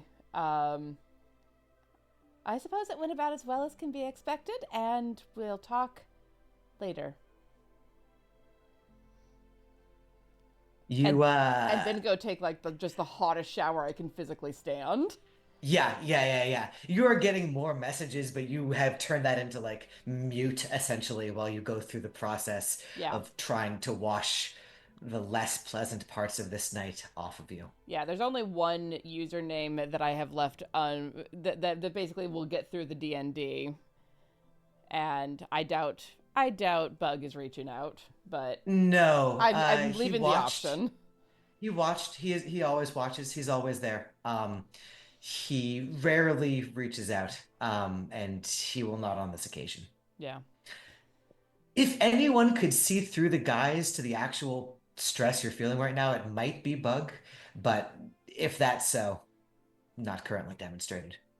Yeah, and honestly, I don't want him to. He's little Bug. I don't want him to know that I'm flipping the fuck out. Fair enough. Anyone else want a scene before we fast forward a day and a half or whatever it is before you get to the safe house? Yeah. Lore is like on her way, but like pulling off parts of the like costume, so she's not recognizable anymore as this like crazy raver person, and just like shoving things in her bag. And she'll go to the safe house that night. She's not gonna go home to her awkward father. Yeah, you strip off the persona and become Lore again. You arrive at the safe house. Remy the Second gives you a questioning as you enter in. Hey, buddy. She will walk into her room and like take the rest of the costume off and like kind of just shake off that other persona and put on what she would like normally wear, and send a quick like message through the pager, just like thumbs up if you're all right. Um, and while she is the only one there, I'm assuming she got there before Yeah. Abe and Mystery Woman. She wants to look around and find anything in the safe house that might point to her brother, like if he left something or anything there. Yeah, I think I actually wrote down something for that, but I don't remember what it was. So let me go back 2 days of notes. That's what Da, da, happens when da. you're running a bunch of games. You have just so many notes. Yeah. There it is. It's it's not something that would normally have a great deal of nostalgia, except it is for your brother. It's two things. It's leftover drug paraphernalia. It's whatever he was using to use. And it's crumpled love letters. Not the receiving type, but the outgoing type. Ah, do are they addressed to anybody? Uh, they would be addressed to somebody, and I will tell you who that is. Um, I'm going to say so I don't have to generate a name on the spot. This is not a load-bearing name. They are addressed to someone you can hunt her down later. It's not anyone you Sure. know, not anyone you've Sure. heard of. Okay. Uh, I think there's like Laura just sits on her bed looking at the letters. Uh, the drugs she's kind of disappointed in. She had hoped that he had gotten clean, but knew that that probably wasn't the case. But I think it's the first thing she's seen of his since everything went down. Yeah. You spend some time with it. You feel his presence through his things. Her name was Chiara.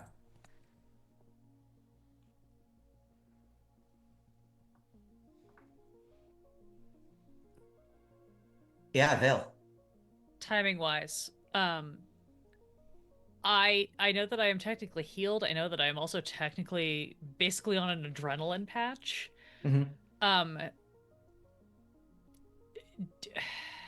this sounds like kind of a stupid thing to ask, but like, how much medical attention do I feel like I would need? Like, is this actively like I need to get stitched up, or is this like that patch did enough that I could go treat it myself? So yeah, it's like this. The patch is still like physically on you. Mm-hmm. It's not been, you could rip it off, you could peel it off. Sure. As long as you leave the patch on you, like that's the system strain being represented, you're fine. Your body is trying to heal itself. You should probably narratively like take a needle and some thread and stitch this fucker up. Sure. But you don't have to.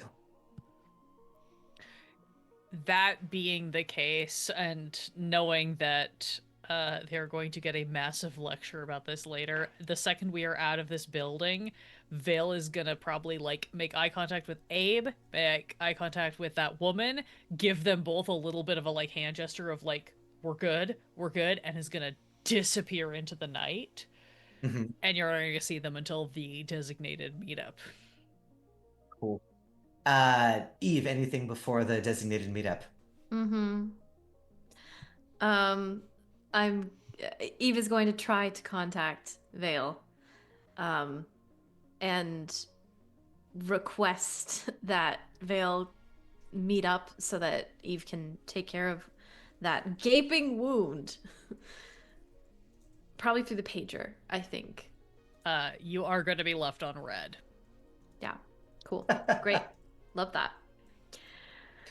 That's it. I'm gonna circle back around to my place in Vanstown since it's close. Take Mhm. a circuitous route and hunker down for the night. You are fairly sure that you are not being followed. I will say, as the next day dawns, I'm going to increase the level of heat that you are carrying around with you by 1. Um, you did not do this in a way that was particularly stealthy. You brought a whole flash mob with you. That being said, you did not engage the SWAT team, which would have raised this to a whole nother level. So you're in the okay zone here. As the day dawns tremulously through the fog, uh, everyone who is damaged will heal a hit point. Uh, Technically not Vale, who is already at full hit points, but everyone else. All of your daily abilities will come back. The soak, your armor will be useful again. Life goes on in the city about you. The drones go to their offices. The higher class, the bosses leer down from the clouds on everyone. Things continue. Among the messages that you have received, Glitch, and not looked at, is confirmation that your 40,000 Zs have been left at the drop points that you have suggested. Uh, you can sweep those up before you all meet up again and split those up amongst you as you see fit. You have succeeded the job. You have been paid out. Amazing. I will swoop through, grab those, split them onto the 5 USBs. So, yeah, I mean, we all get an equal share in this. Red. Um, And then go and crawl and back into bed for the rest of the day. Because, yeah, ow.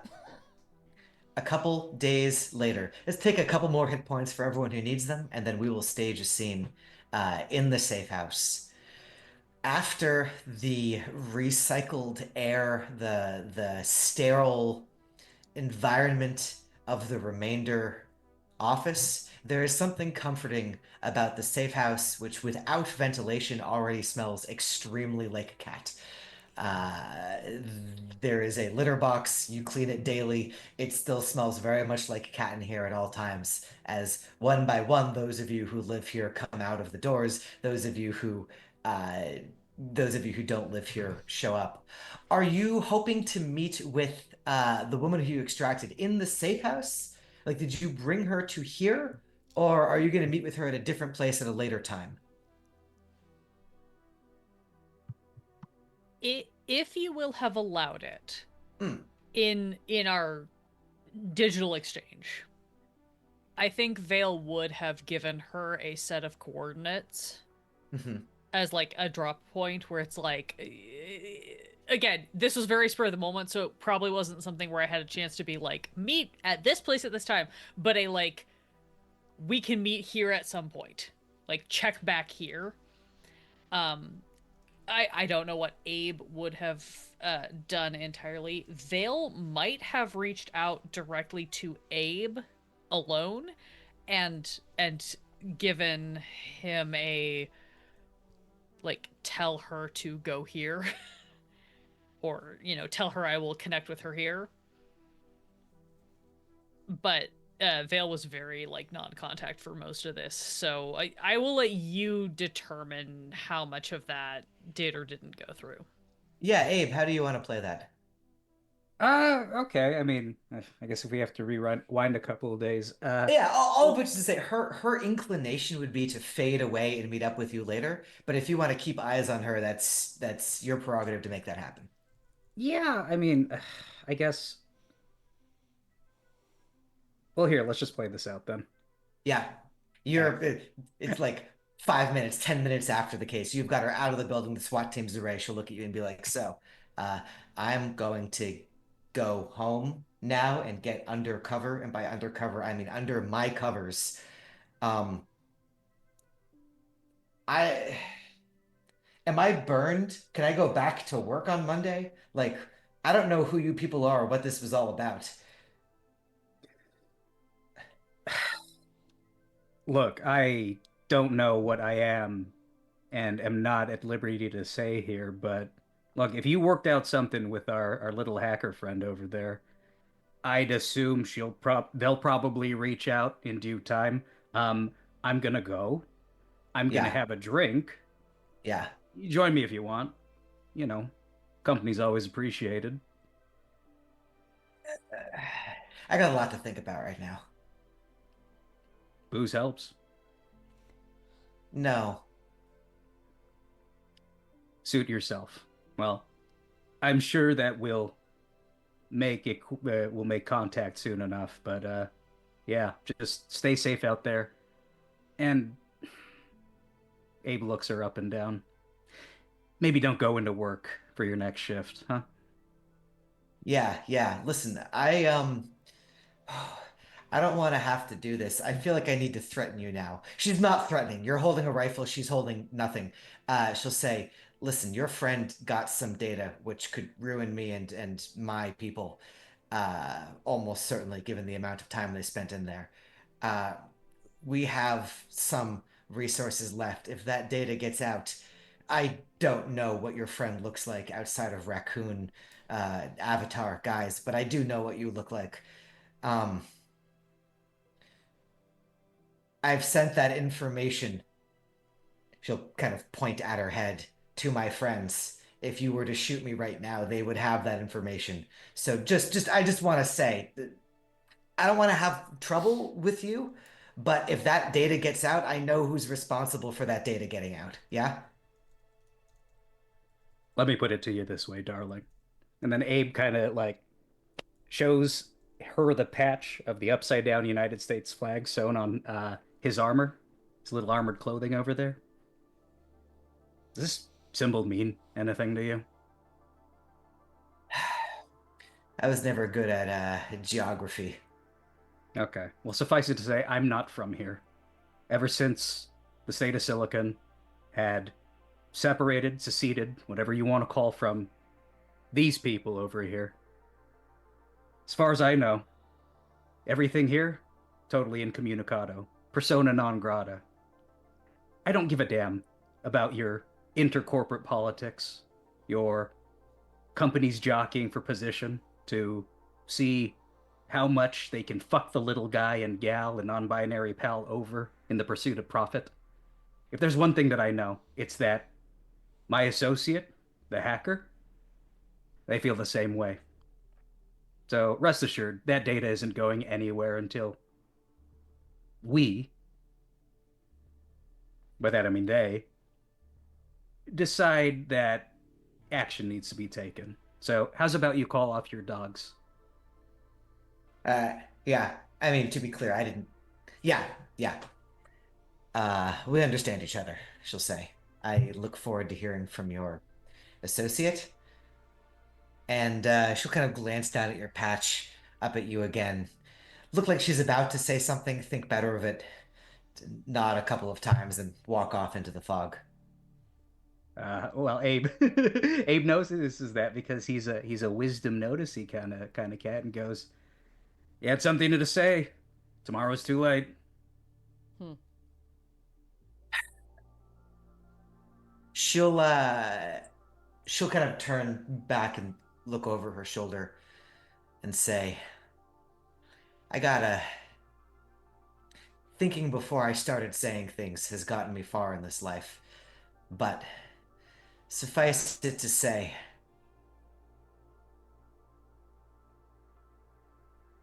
you don't know me. Uh, I know your face. I watch streams. I see things that are going on. I wasn't surprised to see you here. Yeah, I've been getting And a then lot of that this evening. and then she'll walk off into the fog. Time passes. The phases of the moon change.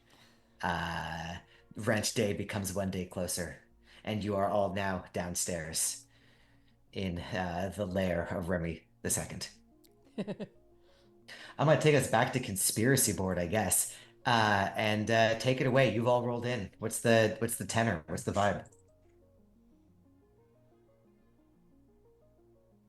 As soon as Eve gets there, she's gonna yoink Vale into a chair, maybe like a little bar stool, and just look them in the eye.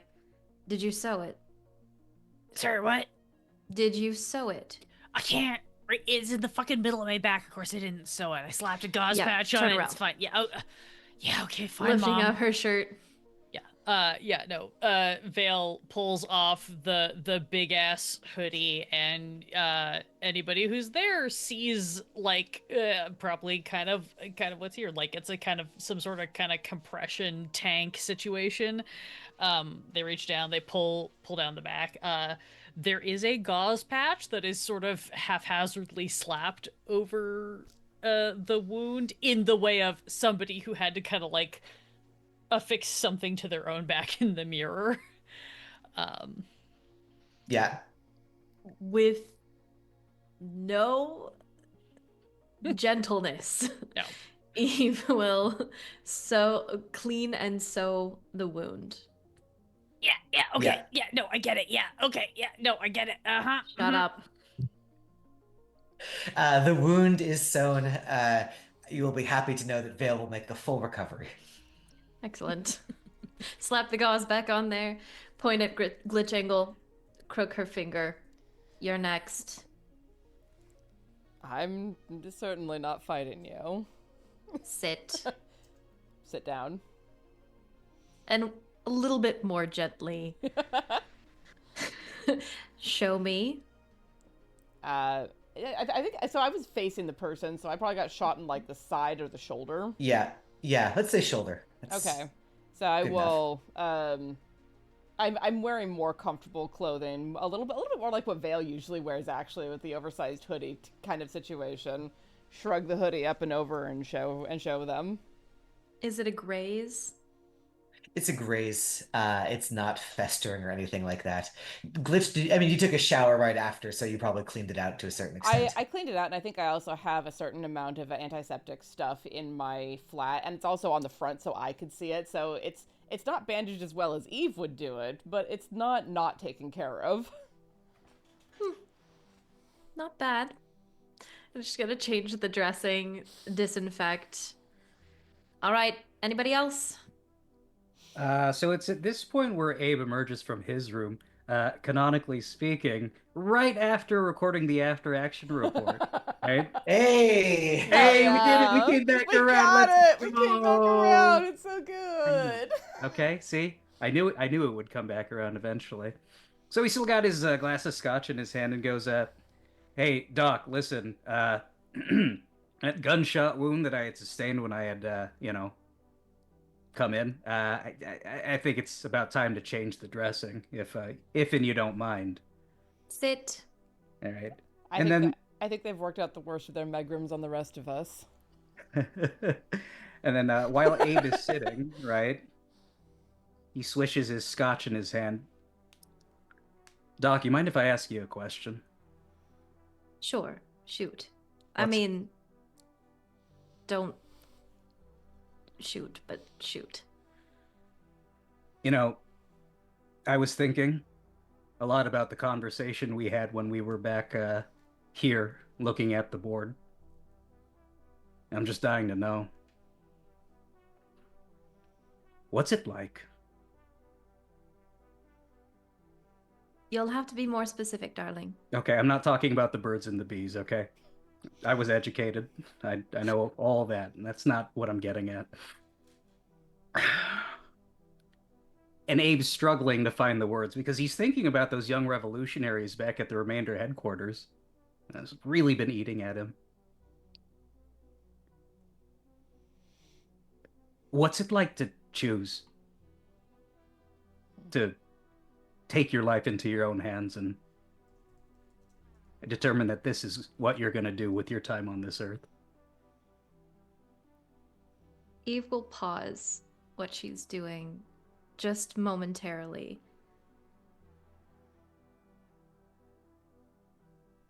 Frightening. You know, when I was much younger than you, I remember the last choice of any meaning that I had was, well, you mentioned that you're from a family of academics.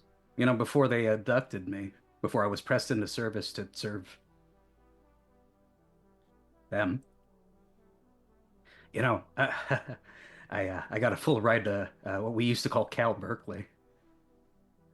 I was going to major in literature. And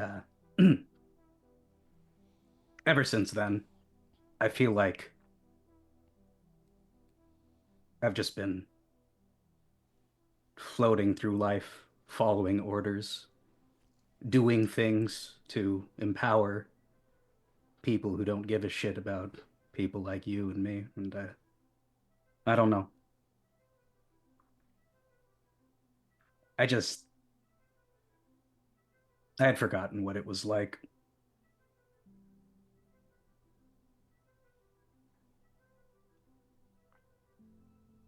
I say frightening. The choice is frightening. But I feel as though you've done frightening things all your life. I think I stared into the face of the rest of my life, and that was more scary than making the choice. And nothing is more beautiful than and thrilling than seeing someone realize their power as a person, as a human, as an individual, as a collective. And that finding something worth it, that was it for me.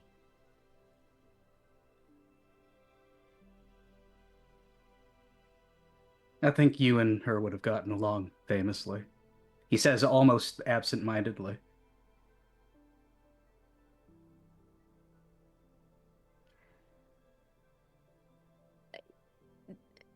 Eve pauses again, and is hesitant to press, but will say, I'd love to hear about her sometime.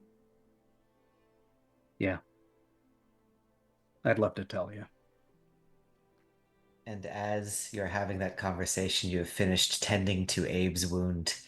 And the mood will shift a little bit as the rest of the characters come in. Before we Yeah. go into the main group, I do want to pull Vale aside, mostly while Eve's busy, so they're not watching this conversation as they watch everything Vale does. Yeah, go for it. So there was someone who was on the stream the other night they were the one who warned me that the SWAT team was coming. There was a SWAT team? Yes. We Oh, got out. shit. We got out just before they came in. Oh, fuck. Sorry, I literally, No, I when don't, you're- I don't know most of what happened. No, when you're Sorry, man. No apologies. You were doing what you needed to do. So we using- got fucked, right? That's what that means? We got double crossed. We got fucked over. I don't know if it was properly a fuck over or a double cross. The person who was commenting on the stream was using somewhat coded language to get me to bring them into a private chat where they said, "There's a SWAT team coming, get out." And that they had held the team off as long as they could, which makes me think that it is Don De La Cruz who hired us, maybe, or someone who knows, someone who had fingers in enough pies to know where we were.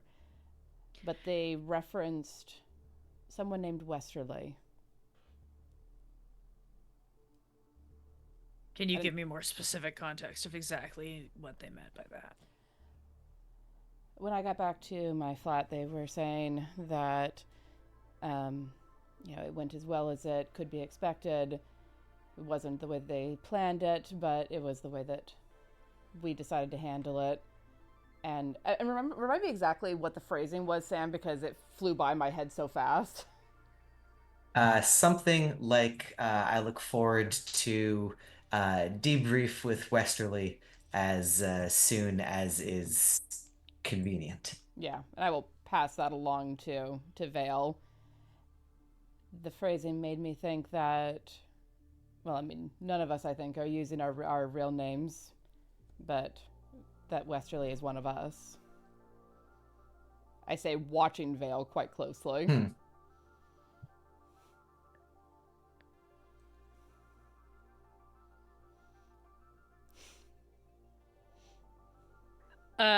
Vale gets really still in a way that I think GlitchAngle can tell is not normal, because Vale is like a twitchy motherfucker, and so the fact that Vale has gone so still and so quiet is actually the tell. But you can see the gears turning. And Vale will turn back to you and say, "Do you know what else do you know about them? What was their username? What were they doing? Were they just in your chat? Were they you talked to them? You talked to them off chat? You talked to them privately? Like, did they say anything else?" So their username was daily_DLC, and I'll write that down. And they were making comments in the chat that felt coded to me. Then they kept spamming the same kinds of comments over and over again, where it was essentially, "This is a great party, it should move somewhere else," basically. And that pinged to me a little bit, so I reached out in private message, and that was when they said, "A SWAT team is coming, you need to get out."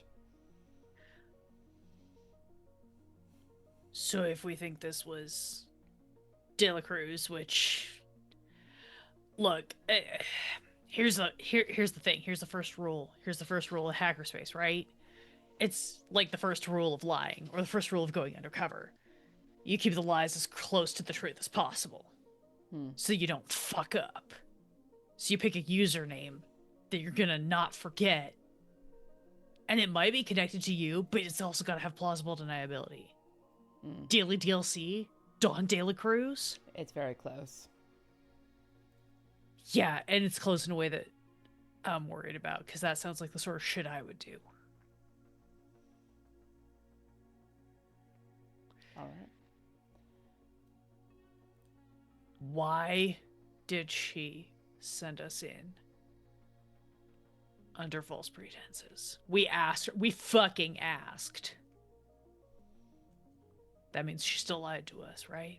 Or at least, maybe lied is too strong. She didn't tell us the full truth or the full context of what was going on. And I found some things that weren't supposed to be found. Oh. Somebody didn't want me to find them. Somebody tried to stop me from finding them, but I stopped them first. And Is that That's the all I'm lady gonna tell that you. was? Is that the lady that was with Abe? Maybe. I promised her I'd get her out of there. We got her out of there. And I need everybody else to back the fuck off because she knows who we are. She knows who enough of us are that if we fuck her over, she's gonna fuck us over worse. I'm not going to fight with you on that. I don't inhabit the space that you do. I'll talk to her. I'll see what she knows. I'll see what she can give us. We need to find out who that was. If it was Dawn, if it was somebody else, I don't know, but fuck. Okay. I can give you some access through my deck if you would like to see if you can track down anything based on the private messages. It may have gotten pinged to all hell and back, but it might give you a place to start. Look, I'll see. I can also, if I've got a username, I can try to at least ping them, and they know more about me than they should know.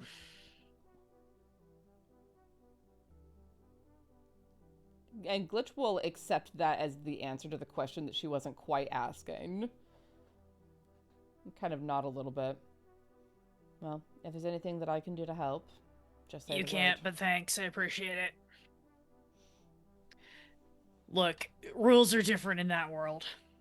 Yes, but you may not just be inhabiting that world at this point. So if there's anything that I can do to help out here, I have a certain amount of pull. If something happens to me, make sure my mom doesn't get fucked. All right. Laura, everyone else has had a scene. I want to give you one, which is just as everyone's getting attended to medically or having secret side conversations in the narrow rooms that you've set aside for yourselves. I don't know. You grab that picture of that woman. You've got a cat. What's going on in Laura's mind right now? Oh, Lore is, I think, absent-mindedly kind of petting, uh, Remy. I think there's a lot going through her mind. She's kind of kicking herself for even looking for any of her brother's stuff last night after or not last night, but the night of everything going down because it's almost distracting now. Mm. I do think she like silently walks out of her room, writes the name on the board, draws the line, and then just like walks into the kitchen to make coffee. Yeah, as you're doing that, Remy is following you around, and it's like this. In this fucked up world of double crossing and betrayal and mysteries layered into mysteries, there is one fundamental truth, and it's that Remy doesn't give a fuck. Remy's gonna follow you around. Remy's gonna ask for food when it's time for food. Remy's gonna take a shit when he needs to take a shit. There is a universal constant, a pole star upon which you can rely, and that is Remy the Second. And let's allow that to bring us all together into the room after these side conferences. Coffee has been brewed, scotch has been swirled. My own cat has decided to make himself known. Hello. Oh, Hello, hi, cat. kitty. Mine too. Say hello I. to the internet. Hi, buddy. Oh, Oh look at my this sweet. goodness! Look at that face. Half is like, I don't understand the internet. Um, You are all together. You have three parentheses, data packets that you have downloaded. You have a number of other weird disconnected pieces of information. I'm going to let this cat out of this room because the door's closed. Discuss amongst yourselves whatever you would like to discuss. Whoever wants to take it away, take it away. Well, the first thing that I do is pass out the USBs with the Z's on them. Thank you. We broke the upper limit, so we got that nice little extra bonus. And remind me what the total was, Sam? It was 40,000. All right, so that's 8,000 each. Sweet. It's more money than most of you have ever seen in the same place at the same time. It's not an inconceivable amount of money in the grand scheme of things, but to get that in a single paycheck, and that only being 1/5 of the overall paycheck, is, for someone who grew up in the corporate class, at least, certainly the military class of elsewhere, an astounding amount of money to have on a single chip in your possession.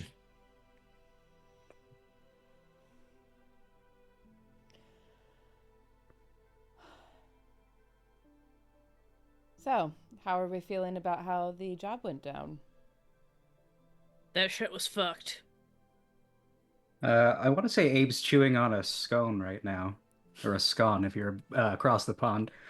And with his mouth full, right? He's just like, I don't know about you lot, but I think that went swimmingly. Don't Fully knowing, of course, that he murdered a man. don't talk with your mouth full. It's disgusting. Sorry. Okay, maybe this is a perspective thing then. Y'all who came in with the rave thought that went fine then? On the rave side of things, it went relatively well. We had a couple of deaths, one of which was very on the live stream and very exploding in my face. Fuck. Yeah, not my favorite moment in the world. But on the whole, we did a lot of destruction. Nothing actually got set on fire, and we got out before the SWAT team came in. The ravers were, for the most part, unaware of the deeper currents of what was going on. I will Right. own that I was fully too big for my britches, to borrow a phrase. It did not go well on my end. I think Have you did given great. Abe his pistol back yet? Sorry, real quick. Have you given Abe his pistol back yet? Yeah. No, Okay. I haven't. I brought it to this meeting, though. Uh-huh. Sorry, Phil, did not mean to interrupt. No, Vale was just saying, I think you did fine. I think you did great. I think given the plan that we went in with, I think you did fine. I think the plan maybe wasn't the right plan. And the plan got scuppered pretty quickly, in fairness. And it's at this point that Eve will open up her briefcase and pull out with 2 fingers the pistol. This is not something that I can do. And hand it over to Abe. I'm very bad at it.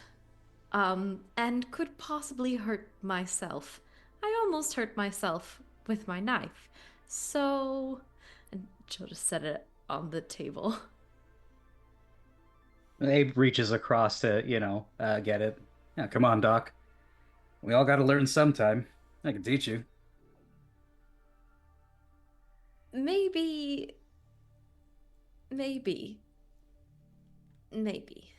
All right. And then with that, he drops the mag, ejects the round in the chamber, catches it. All right, well, I'll be here if you change your mind. Are you trying to look cool, or is that just a side effect of playing with your toys? Abe is cool as fuck. What are you talking about? He doesn't have to try. Thanks. I agree with Vale. Agree to disagree. The camera turns on Lore, who has been quiet and also who knows a thing that no one else here yet knows. I think jeez. I think Lore has Surprise plot twist unveiling Nora all along. I mean, it wouldn't surprise me if her real name was something like Nora or whatever. I already have one of those characters.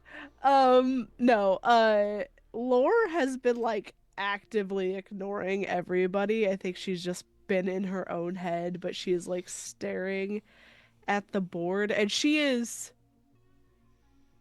sitting crisscross in like a chair, not paying attention to anybody else. You're not sure if she's been hurt. You don't know what's going on with her right now. But she is staring intensely at the board.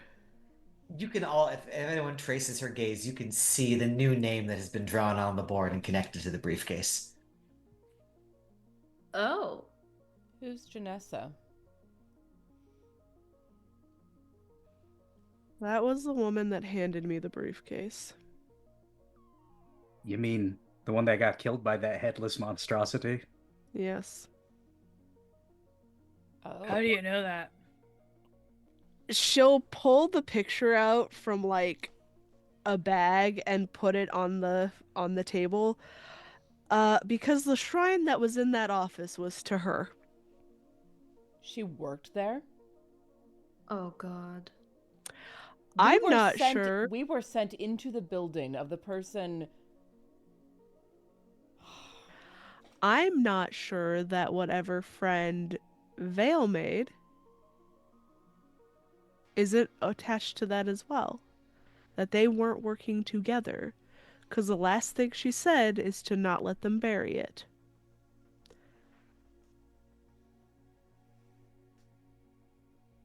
Friend is a really strong term, but I am gonna go talk to her. I use friend loosely always. No, I know. I'm just saying.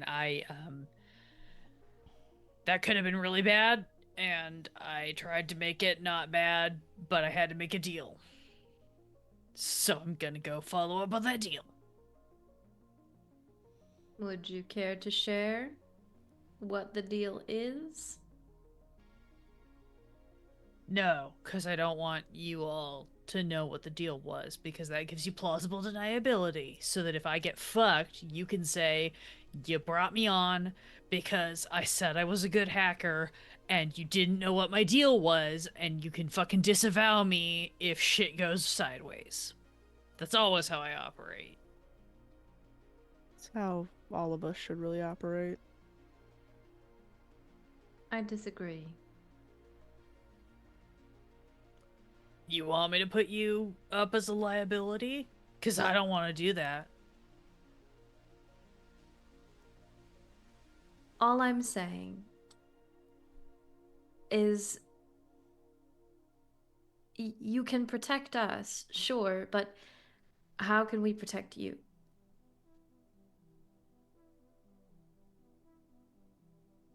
You stick around when I need you, and you make sure my mom and my sibling don't get fucking sucked into this because of my bullshit. And looks like dead eye contact with Eve on that. Fine.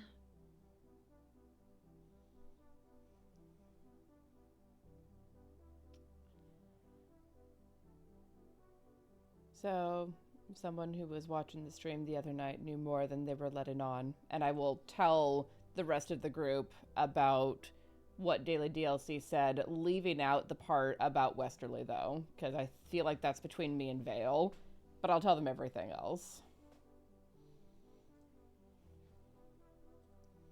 I absolutely think that's Dawn de la Cruz. Maybe it is. But if so, then why did she send us in? What was the real reason? She wanted data taken. We're supposed to turn all of that over if we take it. Not saying that we do. I look at Vale before they can say anything. But whatever data was on that server would be important to them. Now, why they couldn't just scrub it themselves, find out whatever they were looking for, maybe it makes more sense to send in. Probably not us, because we definitely did not do this secretly. We have a certain flair about how we do things. That's one way of putting it. Look, here's the thing. I'm good. I don't want to assume that I'm the best. I am. But, like, I don't want to assume that I'm the best. Here's the thing. I found shit that sent somebody else into the system to tell me not to take it. Right. They've got data that they're not supposed to have. This is like supposed to be some off branch of Remainder, right? Like they're supposed to be just some like weird fucking localized office. This sort of thing. They've got data that shouldn't be accessible that they're collecting, and I don't know how they're collecting it because it's not through normal systems that Remainder collects data. What kind of data? I don't know if I should tell you. Not because I don't trust you, but because I don't want you to know things that you shouldn't know if people ask. I hear you, and I think that you, in normal circumstances, would be correct, but we are 5 people with 5 very different and interesting backgrounds, some of which we've shared, and most of which I think we have not. Maybe whatever you found will ping off of someone in a way that you don't anticipate. They've got location data. Location data that exists outside of standard VR Crown downloads. And when I found that data, this fucking hot shit in a red dress showed up and pointed a gun at my head in virtual space. But, like, you get what I mean, right? And said, you can't take that anywhere. And I made a deal with her. I want to be clear. I made a deal with her that was not going anywhere but my pocket. So if any of you take that anywhere else, I'm going to know it's you. And we're going to have a problem. Where would we take it and how? I don't know who you guys talk to. This group, mostly. I'm just saying. I made a promise, and that may not count for a lot, but I gotta at least get some more information from her before I can trust any of you with that. Location data for whom? For everyone? For high-level corpos and executives. Okay, stay with me. Janessa is involved in something else. Something to do with the briefcase. What if she stole something from Remainder? And they want to know where it is. So they're tracking her location, but they can't access that data except for locally. So they hire us to go in, trash the place, download data, and turn over whatever we get, because they can't get to it themselves for some reason. Vale, I have a question. Yeah? Can you make it look like that data was corrupted? Make fakes? I can fucking corrupt that data. Here's the thing, friends. I don't know how well this works, but it is a thing that works. I've got a lot of names that I go by. They can't guarantee that the stuff I downloaded and then turned in after the mission is everything I got or everything I saw. They can try, and if they come after me, they're only coming after me. Are you able to separate that data out into what would be expected for that area and what you found that is far more interesting? Here's the problem, I don't know anymore. Because it sounds like there's a lot of fucking data in there that wasn't supposed to be there in the first place. Here's what I can. Go ahead. No, finish. I wonder if Della actually works for Remainder. Here's the thing. All we had was her word, really. Anybody who's got database information is going to know what may or may not got taken from there. They don't know what got shared. We were told in this job that pulling data was part of the job. And so as far as they know, if I hand them a bunch of USBs with the data I pulled from the job, that's the end of it, right? In theory. You could conceivably here, or in your vehicle, analyze the data that you have pulled and try to tease out which things you think are worth handing over to them and which things you want to corrupt or lose or never have had in the first place. Where Vale's brain is going with this, which is what I set up last time, is the implication of Vale operates under several names. They are slightly connected, but maybe not all. and there is a world in which Vale duplicates these USBs, turns in the official ones that were like, here you go, and then has copies themselves. Doesn't mean they go anywhere, because that's the thing. Like, they didn't specify that they couldn't leave the person who took them.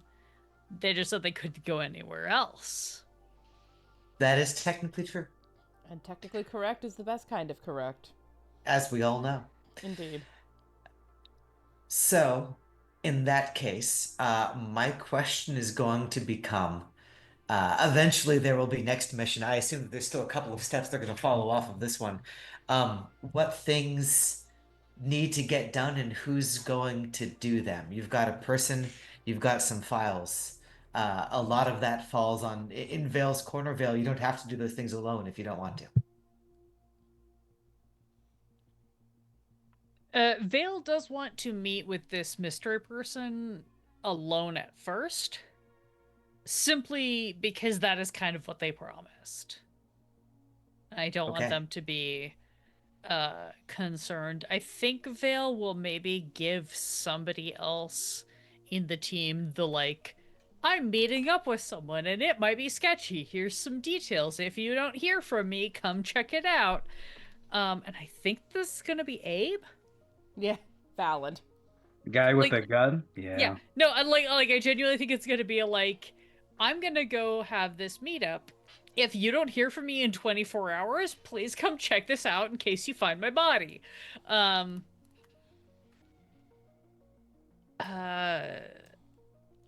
Yeah, I so mean, putting that in the stack. Yeah, go for it, Cal. I wanted to say one last thing in the meeting, and that is Yes. to suggest that perhaps you could speak to this person that didn't want you to download the data and sift through the data with them so that whatever they don't want shared is removed. And whatever they're okay with being shared, we have to complete our contract in some way, shape, or form, and also let you keep your promise. So Well, that also assumes that we can trust this person. I just really want to underline that Janessa worked in this building. She was the one who passed off the briefcase that makes me feel things when I touch it and no one else. It is all, at the moment, a closed circle with everything that we have been doing. And I don't like that. Which means it is entirely possible that Janessa found something that ties back to what my family was doing with Acosadine. I don't know. Can you reach out to Don De La Cruz, our real contact, asking about what we need to touch base on? But also maybe trying to figure out if they are our subcontact, if you know what I mean. Yeah. I can do that. I can reach out to her. Make sure to follow up under the guise of we want to make sure that we have everything that is a deliverable has been delivered. Because of course we want to work with Remainder again in the future. It works out so well for us. And the sarcasm is just heavy. Any other activities, Laura, Abe, Eve, that we want to put on the stack before we resolve some of those things?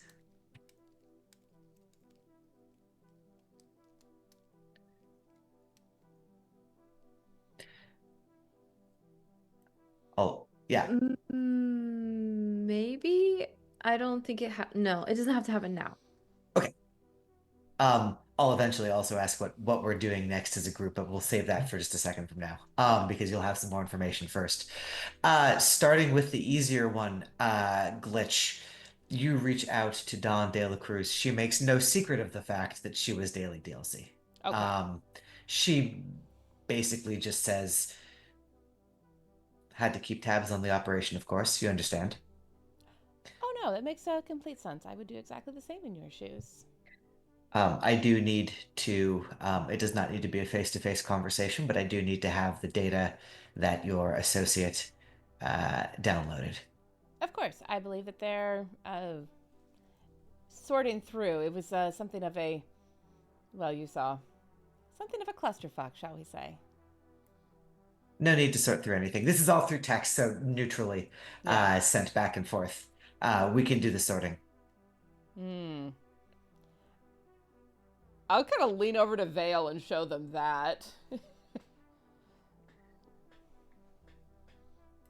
Tell her that I am verifying if files were corrupted just so that I can label them correctly. I will type that in exactly as Vale dictated and send that back. There's not going to be a response to that. Sure. And I would kind of look over at Vale if we can catch a quiet moment. She knows a name of yours that you don't like people knowing. I've got a lot of names. Wait, hang on. Wait, to be clear, that is the name that you signed the paperwork with. That was the name I signed the paper with. Okay. Yes, I thought they signed it West, not Westerly. That was what I was trying to remember. I thought I signed it West, but I was writing down in the moment. If you signed it West, that was the name that you used. But also, if she has Westerly, that's not out of bounds. Okay. Most of Vale's pseudonyms are all tied together because Vale, again, is a very good hacker and is very high in demand. Yeah. We will leave it to the rest of the game whether Vale's opinion of themselves as a very good hacker is warranted. But I mean, the dice will really decide that. Yeah, you haven't fucked up yet. I will send back, and thank you for that comment. I will send back the kind of carefully diplomatically couched, so very diplomatically couched, why the fuck was there a SWAT team? But couched in corporate speak. Yeah. She will answer that very straightforwardly. She will say, the people on the ground, the security agents on the ground, called in a SWAT team. We have access to that. That is a thing that in heightened security situations we can deploy to our field offices. Again, I did not realize, she's saying this neutrally. I am just putting a spin on it. I did not realize that you were going to attack with a small army. Had I realized that, I would have perhaps set up different things on our end. She'll use very vague things. I would have set up different things on our end. Sure. When it seemed to our security on the ground that a small army was attacking them, they, rightly following procedure, called in the SWAT team. I did what I could to delay it. I could not call off the SWAT team without tipping my hand perhaps a bit more than needed to be tipped. And that is entirely understandable. And of course, you need to keep the appropriate facade for the test going as necessary. It would be advantageous in the future to know about things like that. Perhaps we both slightly misassessed what the other was going to be capable of. Happens all the time. Misunderstandings. It's very human. That being said, just to go right past that, that being said, you performed admirably. Your team performed admirably. We would be more than pleased to work with you again in the future as the need arose.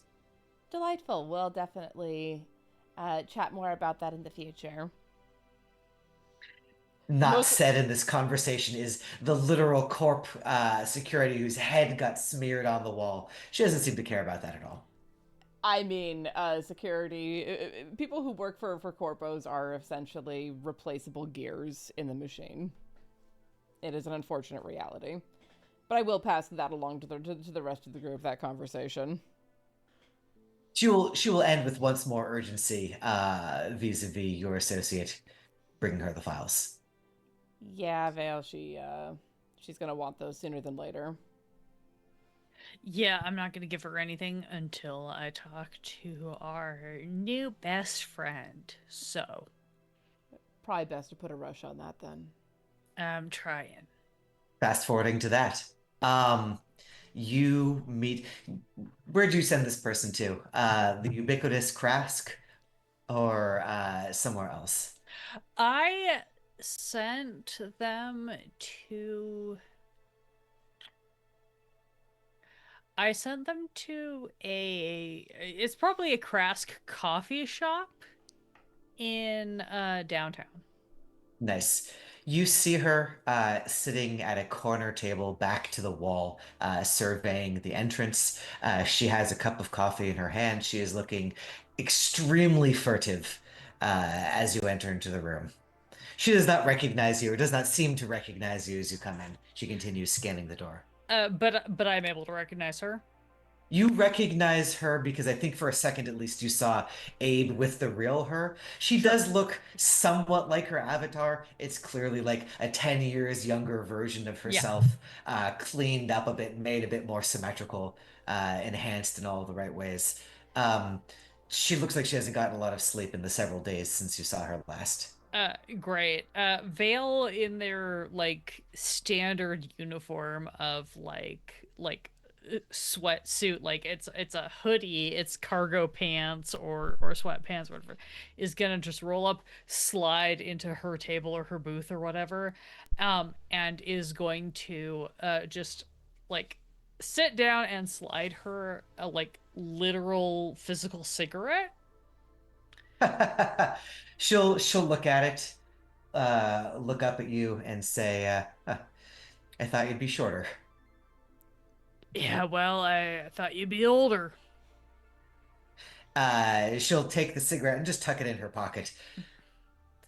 So, um, I suppose we have a lot of things to talk about. Yeah, you get to start. Thought you might say that. I saved your fucking life. My life was fine if you and your crew didn't show up when I was doing my operation. Your life was not fine. If we were the basis for your life being fine or not, your life was not fine. Why were you there? We were hired to do a job. Why were you there? My the organization that I'm a member of wanted to cover their tracks. Okay, so you were a smokescreen and we were an infiltration. I think we can chat.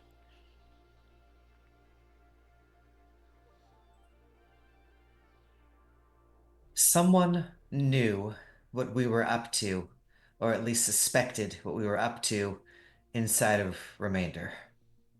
It Were would you be old? beneficial. You were. She'll finish that. It would be Yeah. beneficial for me to know who that was. In exchange for that, you will want to know what we were up to in Remainder, I presume. I was gonna start with asking, were you only operating out of that office, or is this a larger gig? We are all employees of Remainder. We are a subsection who believes in the mission statement, the original Remainder mission statement. And what is that mission? If you don't mind refreshing me. Uh, the truth will out, democracy dies in darkness, the information must flow. That kind of stuff. Me and my team. Look, I'm not actually super partisan. I'm in it for the money, but most of the members of my team are going to be very in on that.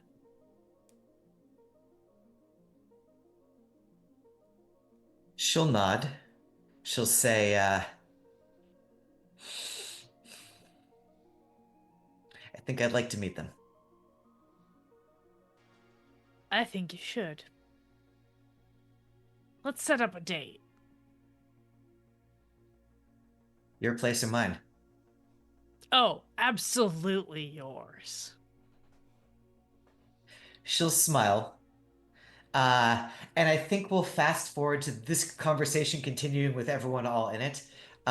Assuming that people want to join into this. Like, I assume that Vale will bring back the beginning of this to the rest of the group. Oh, yeah, Vale's gonna send everybody Yeah. a message that's basically like, hey, gang, we might have a broader thing to get involved with. Meet up here. Yes or no? Glitch will just send back a thumbs up. Laura, your face is doing lots of stuff. Tell me about it.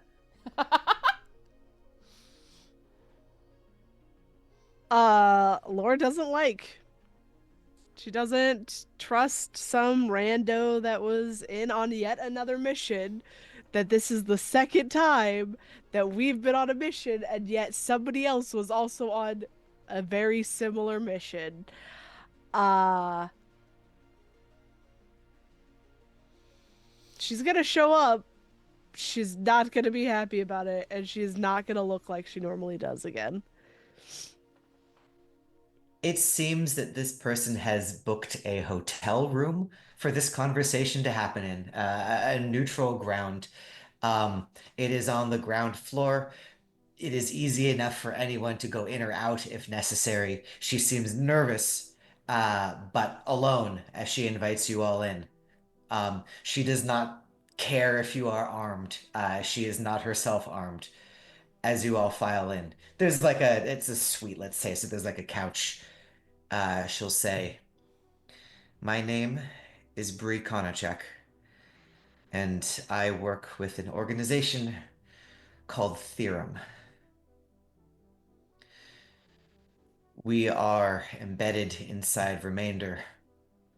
We use the information that they have in order to liberate information that we think the world should know about, things that they would like to have covered up.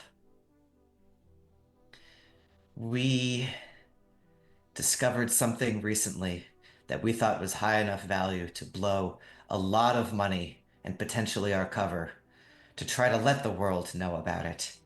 And my life, clearly my office, is in danger because of that.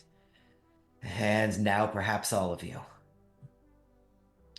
I would like to tell you more about this.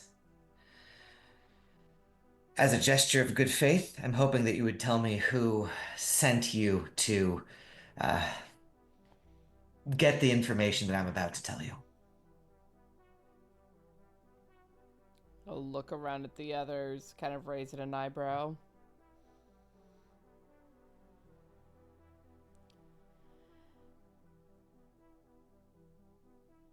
We were hired by someone who claimed at least to be part of Remainder, a Della Della Cruz. We were hired under the cover that a big organization like Remainder will get attacked by hackers frequently. Bigger attacks that it will bring in the news. And she wanted a more controlled version to inoculate against it, so to speak. That might be true. I would guess that she was looking for the files that I was trying to destroy, the files that indicates Vale now has downloaded. Suppose this gives her plausible deniability? If she just showed up and tried to get the files, we'd know about it. Should have destroyed them sooner.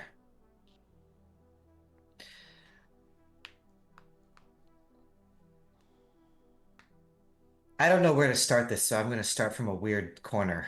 Um, did you people know that Remainder wholly owns Sivarat?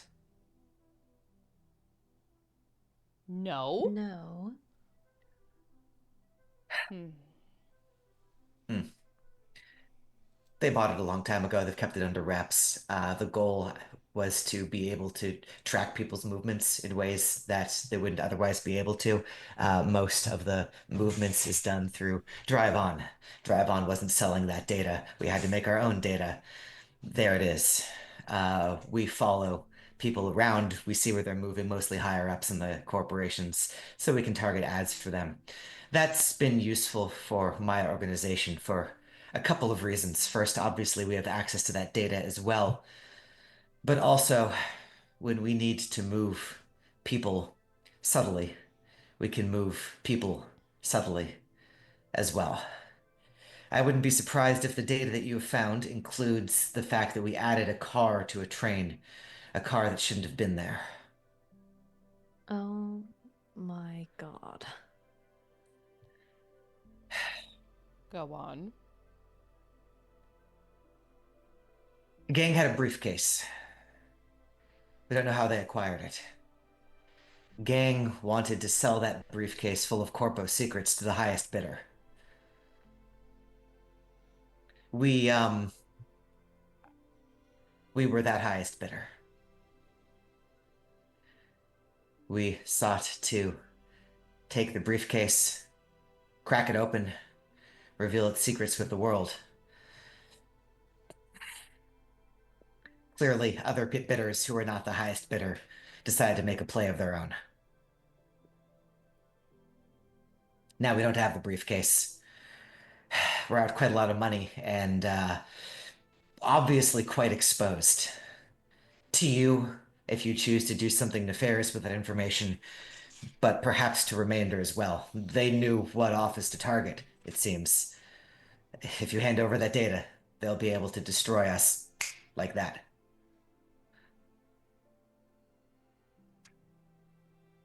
Sorry, maybe I'm a little, like, behind here. Who's we again? Theorem, my organization. Here. Yeah. That's great. That's a cool name. I love that you've got branding on lock. What does that fucking mean? She'll look at you. She'll deflate a little bit. Uh, she'll say, "I know that you only work in this for the money. Some of us have ideals. Oh, We fuck off! Oh, truly. Fuck off.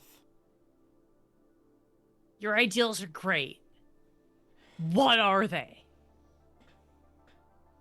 I had a lot of ideals when I was a kid.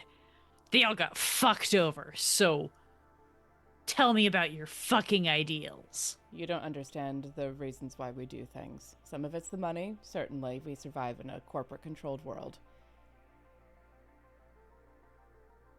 I don't pretend to understand any of you. I'm honoring my half of the agreement. Then stop pretending like you understand us. She'll shrug. We have reason to believe that the briefcase contained information about a program, a shutdown program run by Icosidine Instruments. Something which, if revealed, would do them material harm, would, if not bring down Icosidine Instruments wholly, part and parcel, at least turn public opinion against them, perhaps now, perhaps forever. We don't know. We don't know the nature of the information in that briefcase. But we were willing to put a lot on the line to find out. Have I answered your question?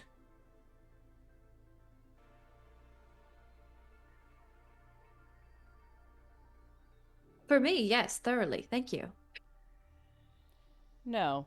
So You've, glance you've, over. You've said why you want the briefcase. What are the ideals of Theorem? What ideals do you hold so sacred? We believe. She'll sigh. She'll say, "We believe that this is wrong." This, she'll give an expansive gesture all around her. We believe that the corporations are beating down who we are. We believe that the corporations are forcing us to be cogs in a machine that we never agreed to be part of. We believe that information, if freed, will free us. And we try to get that information from our position inside Remainder and leak it.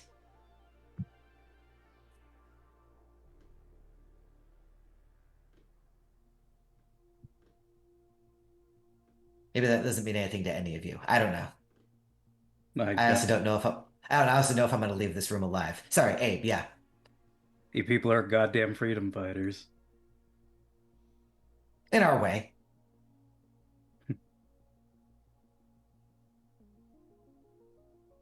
We've dealt with your type before. She'll suck in a big old breath.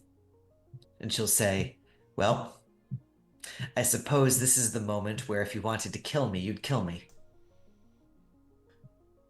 If we don't kill you, you gonna say anything to anybody else about us? She'll look you all up and down. She'll say, "No, I don't think I will. I know that if I say some, yeah, sorry, yeah, go for it, Eve. Can I just. There's a whole lot of talk of killing here, and it seems like we're both on the same page, so I think we should all just take a deep breath and just kind of zen maybe a little bit, please and thank you. I don't understand why there's so much hostility between us right now. Because we're all afraid. Because nobody wants to be the scapegoat. Because some of us have seen what happens to freedom fighters when they value their ideals more than their very lives themselves. It's all well and good to believe in something there, darling. But if you're dead, who's gonna know? History is written by the victors, after all. Survival is important, and the more we trust each other and come together, the more likely we are to survive. The harder we snap at each other's throats, the more they win.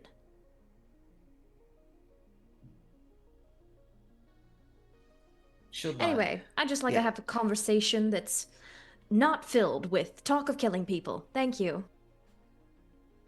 Hey, no one was talking about killing anyone here, Doc. I don't know about, GlitchAngle and Kid over here. I'm just saying, I'm quite a bit older than the lot of you. Laura, you went off mute. Was there something you were gonna say in there?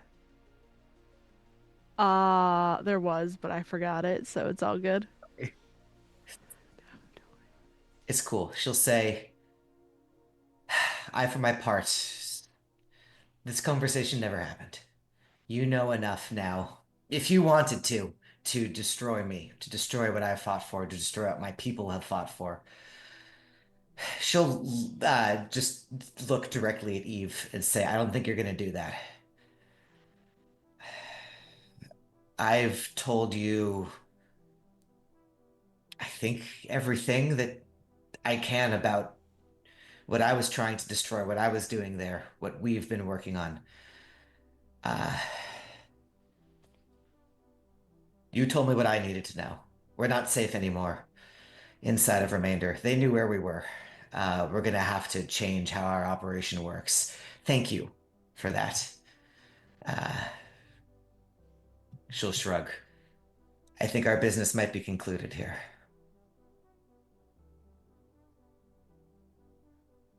Who did that briefcase belong to? We don't know whose briefcase it was originally. We bought it from a gang. That gang was the Mazers. Of course. If anyone knows who originally held that briefcase, it would be them.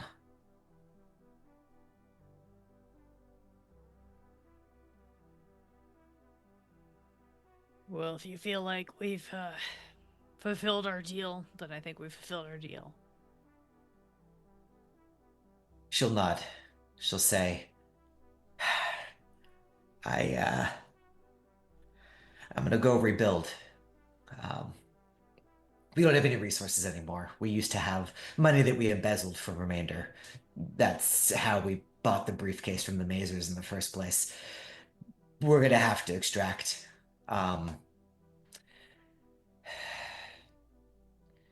We could use people with your skills from time to time.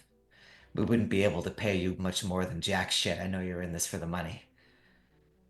What did I say about assuming our motives? Stop it. Right now.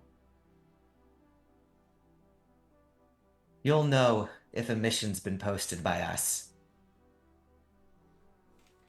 If you want to accept those.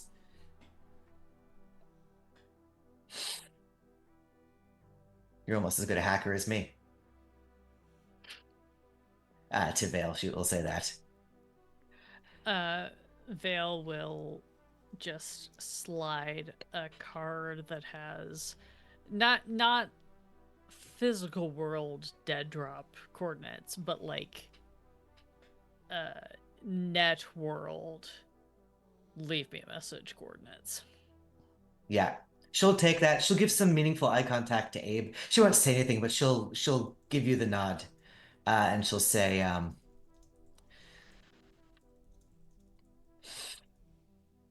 thank you. And that's all she's got for you. She'll scan past Lore. Lore. Yeah, she doesn't have anything to say to you specifically. She doesn't know that you went into that room. She doesn't know what you saw.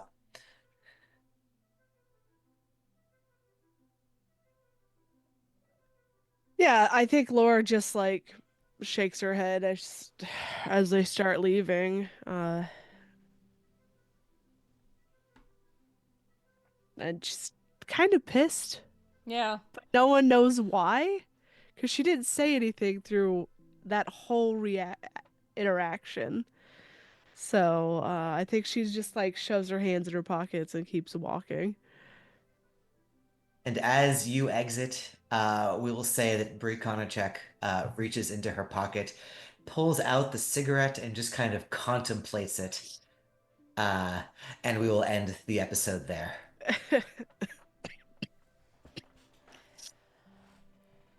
Wow. Woo! Amazing. Okay, then. All right. Well, thank you all so much for being here for this week's episode of Midnight in the Garden of Chrome and Fog. I believe next week we're down Ray. Yeah. So next week we're down a player, and DB will be very jet lagged, which will be entertaining. It won't be any different than what I am every other night. Right? Because like it's 1 o'clock in the morning your time, so you know. Fine. It's fine. It is what it is. But thank you all so much for being here and hanging with us through all of this. This has been a incredibly intense, interesting episode. Sam, big ups on that one. Thank you. Yes. And yeah, join the Discord if you want to know more about what is going on in the Fae realm. Death is back on Tuesday. Midnight is back next Wednesday. And I'm doing a couple video game streams this week, including, hopefully, Baldur's Gate 3 with Alondra and Dead by Daylight with Dragonbait. Because, you know, I grab my people and I say, come play games with me, and then I don't let go. So, thank you all so much for being here, and, I actually am not sure about VTM next Thursday, just because a couple of things have changed with my schedule, so I will have to have a chat with Dan, mostly because I got out of a job a little bit earlier than expected, so I will be driving down to LA on Thursday, hopefully, to meet Dragonbait in person. Oh my god! Gonna actually hug my tall Amazonian friend. But until we meet again, friends, thank you so much for being here. Thank you so much for being part of this stream, part of this community. It is truly appreciated and welcomed. And until we meet again, I hope that your journey back to the Mushroom Circles is as calm and as peaceful as it is possible to be. And until we meet again, stay safe, stay healthy, and we will see you all again very soon. We're going to raid out to Jenna's online, tell her that I say hi, say something about a rave. I think that'll be hilarious. Good night, everyone.